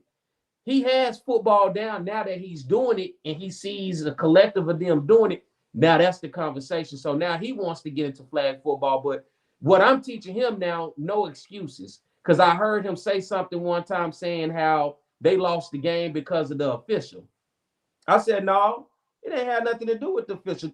What about the kicks that you missed? What about the defense that you let a player get by? That's why you lost the game. You can't put that on nobody else. Go back and look at the things that you didn't do right and what you could have got better before you did that. So that's where I'm at with him, because when I heard that, I said, you heard your mama or somebody else say we lost because it's official. Let's not do that, because now you're going to be too busy worried about what somebody else did and not worried about what you're supposed to be doing.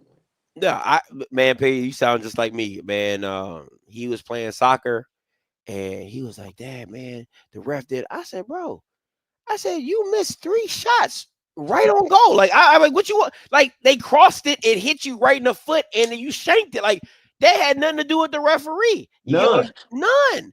I said, you the fastest guy on the field and you letting people run by you to get the ball. I said, that doesn't make any sense to me. I said, that's where my issue is the effort that you didn't give, right? So again, in football, for me, it's the effort, because you can't teach effort. It's just you either going to give it or you're going to half-ass it. And for me, you want to see the quickest way to set me off is you half-ass something. Like, I know you're faster than that and you jog, right? Like in a scrimmage, the kid got the ball, he cut back, and Shy had a really good angle as an outside linebacker, but the guy was getting closer and closer to the touchdown, so he just boy.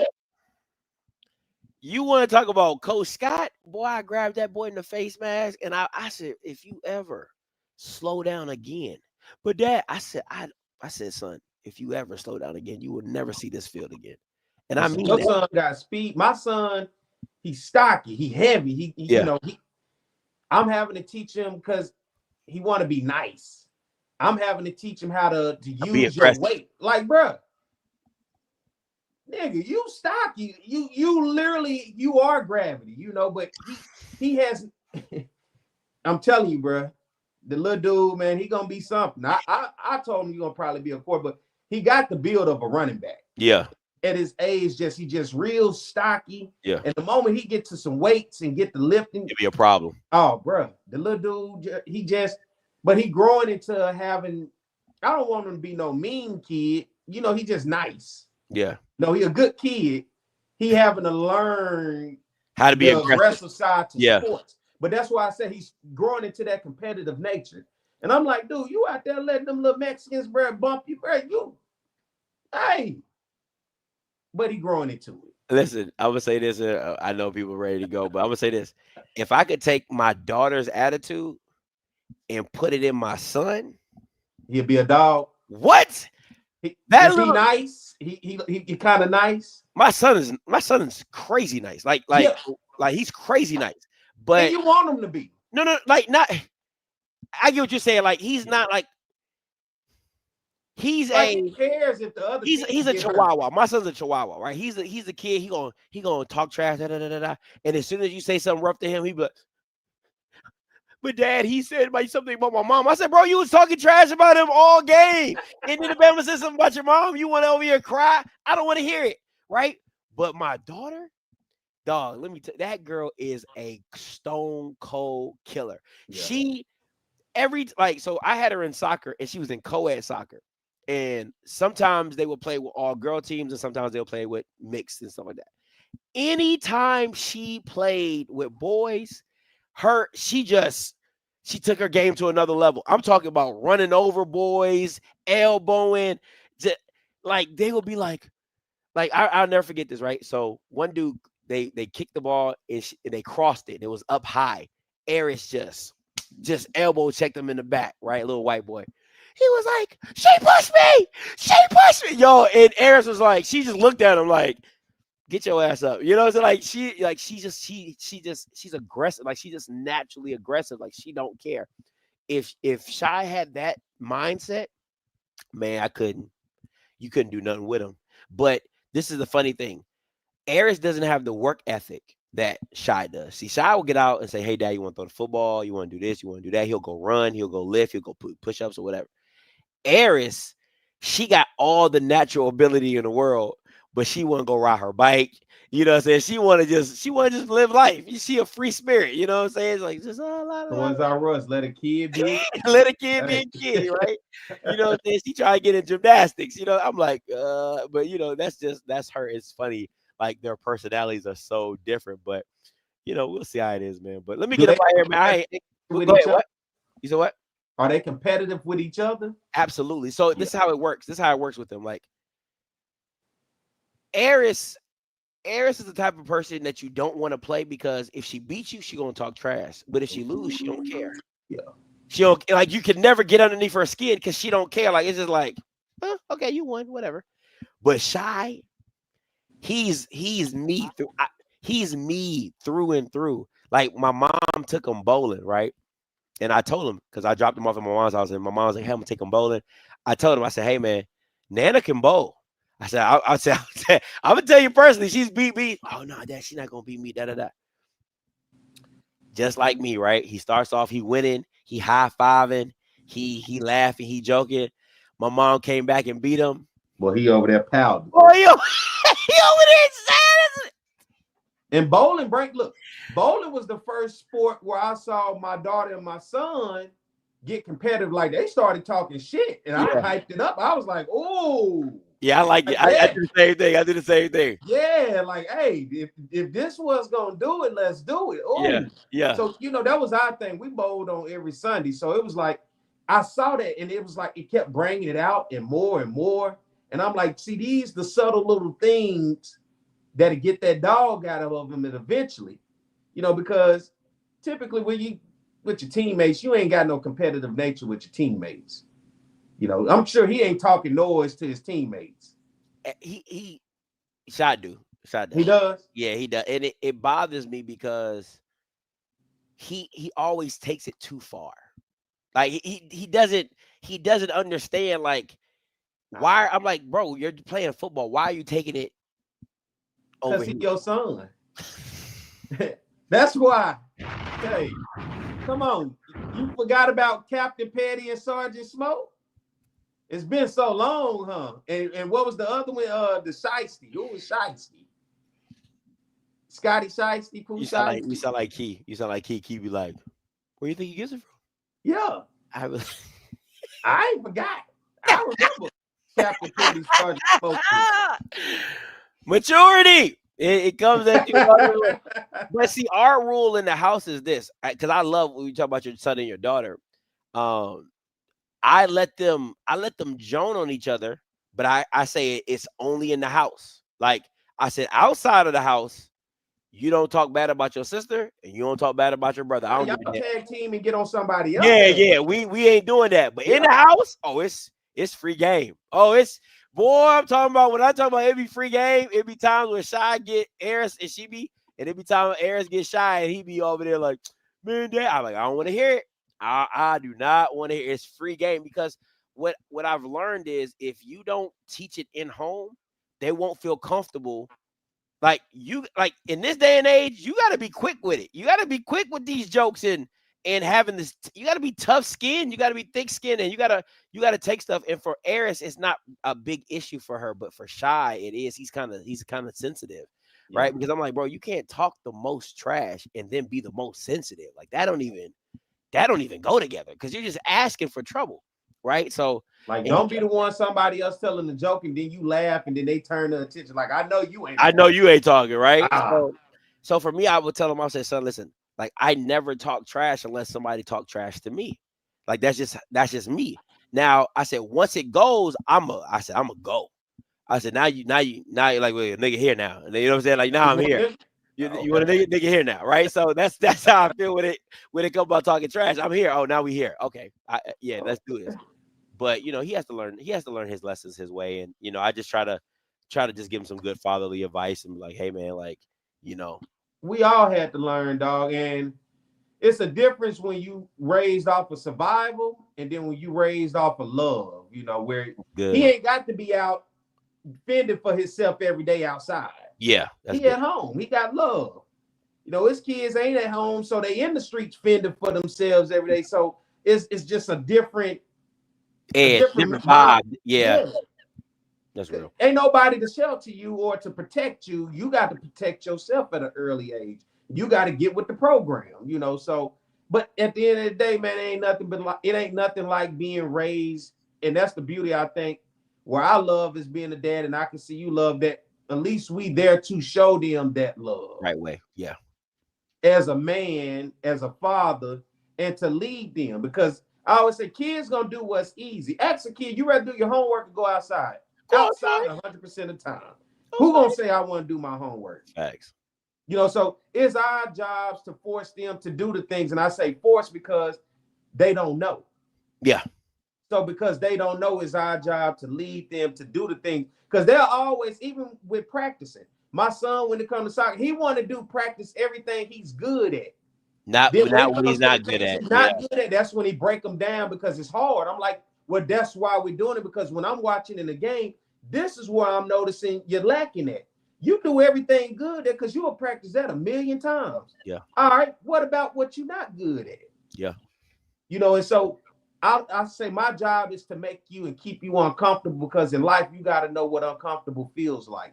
If not, you are constantly and I think that's a big problem with a lot of kids today. Parents have made things so comfortable for them that when they deal with something that's uncomfortable, they think it's not the norm. So I'm singled out, and because I'm singled out, why me? Then I'm the problem. Then it's failure. But I'm watching everybody else get away with the get the comfortability, and it's not. Yeah, they're not failing, but it seems like I'm the one failing. So why? And that is an issue with kids today of not allowing them to understand failure and to work at something that you're not good at, because everything is not. I tell my kids all the time, it's my job as your dad to make you uncomfortable, because the world is going to be uncomfortable when you get out here. I'm just showing you early on how to deal with uncomfortability so you know how to adapt and then how to pivot from it. Yep. Because you're going to fail. Yeah, I tell my son all the time, I say a thing in the military I learned very quickly is you got to embrace the suck. Right? You got to embrace the hard. You got to embrace what I don't like to do. I got to embrace it. I said, because the quicker you get through it, and quicker you experience it and get through it, is the quicker you can figure out, oh, that wasn't so bad, or that wasn't this, or that wasn't, or I don't want to do that again. I don't want to, I don't want to go through that again. Right? Like, you can start dictating those things. But I 100% agree with you, Pete. Like, you got to put, what I've realized is, like, I got to show what I have a problem is my son says, I want to play in the NFL. I love the dream. I love it. Right. But do you have the work ethic to match that dream? Right. Because what I say is, did you do your push-ups tonight? Did you do your pull-ups tonight? Did you do your knee exercises? Did you do your tibs? Like, and he was like, oh, Dad. But I'm like, no, you said you want to go to the NFL. And wait till you throw in that watching film on his ass. Right. That's a whole nother level. It's all of that, right? So it's all of, I try to get his mind right in understanding what you're asking for, what you're trying to accomplish is not easy. Now, me personally, I think he's a better baseball player than he'll ever be a football player. That's just me personally. But hey, to each his own. But we'll cross that bridge when we get there. But at the end of the day, man, it's just regardless of where he goes and where he doesn't go, I'm just glad that I'm in his life to see it, and that I have the luxury and the privilege to coach him through football and to see him take on a sport that I've loved so much and that's done so much for me. And I tell him all the time, some of my closest friends I played high school and college football with. You know what I'm saying? Like, that's just a bond that just can never be broken. And that brotherhood of playing football is just different. And it's life lessons that come with it. How when you fail, how you got to put that behind you and move on to the next play. You can't dwell on it. You can't sit on it. And just as soon as you can be up and high, down and low. It's adversity. It's how you deal with that. And then, like my kids, number one thing I say to them in life, period, it ain't about sports. Be coachable. Don't get around people and act like can't nobody tell you shit. Yeah. Because you got it in your mind. You already got it figured out. I tell them that's the same thing about a job, school, life, period. Be in a position where people can work with you instead of working against you. Like, hey, I can't work with her, or I can't work with him. They don't listen. They want to do it their way. You got to be coachable because you don't know everything. It's going to be something if you shut up and be quiet and listen, maybe you can learn something. Yeah. But when you're kid, you think you got all, especially with YouTube, you know everything. Google, and then they watch other people's experience and then think it's their experience. You can't tell them. Now you watch them do that. How the hell you know? That's them did that. You don't know what the hell going on. But they'll take that as their experience. Yeah, I think the thing for me, which I beat into Shy, is practice does not make perfect. Practice makes progress. Like that is my big, that like if my kids were here right now, I'd be like, practice is what they say, practice makes progress. Because you got to understand it is a process to get to wherever. And I love what Kobe said. He says, I don't try to do everything in one day. I just want to get 1% better. And if I stack those days together and I put in the work every single day to get 1% better, at the end of it, I'll be better than you because you didn't do it as much as I did. You didn't stack the days together like I did to get to where I'm at. And I love that. I love that train of thought of just, just putting in the work consistently to get better and pushing your body to get 1% better every day. I just absolutely That's what it's called, consistency of purpose. Come on, if you stay consistent to the purpose of what you're trying to do, the steps will come. Yeah. It'll open itself up. And it works with school, studying, homework. And that's always my thing. Work before play. Outside ain't going nowhere. Video games ain't going nowhere. The internet ain't going nowhere. But your work got to be handled. Because if you don't do work, what's this number one thing? How you going to play sports? Yeah. How you going to go have fun and do all this? Because you're going to find yourself in more trouble than you are fun. So if you do your work and handle your business, and that's why sports teaches so many valuable life lessons. Yeah. Yeah. Don't do your schoolwork, your ass ain't going to play. Simple as that, ain't it? Ain't it that simple? Hey, Key don't play about that. I am the NCAA, nigga. You want me to come down and impose sanctions? The violations? I'm the last one you want to come down on your ass. Oh, man. We give death penalties. Hey, we'll hand them out. Hey, we'll shut this shit down today. Okay? Until we get it together. Bro. Shut this shit down until we get it today. I'm talking about no questions asked. So I don't care what you present. Oh my God. Non-negotiable. I got a waiver. Oh, okay. Yeah. Boy, it's so wrong with you, people. But man, let me get up out of here, man. I gotta give me something to eat, man. Hey guys, we appreciate y'all for tuning in as always, man. Listen, until next time, you know what I'm gonna do. I'm gonna holler. God bless.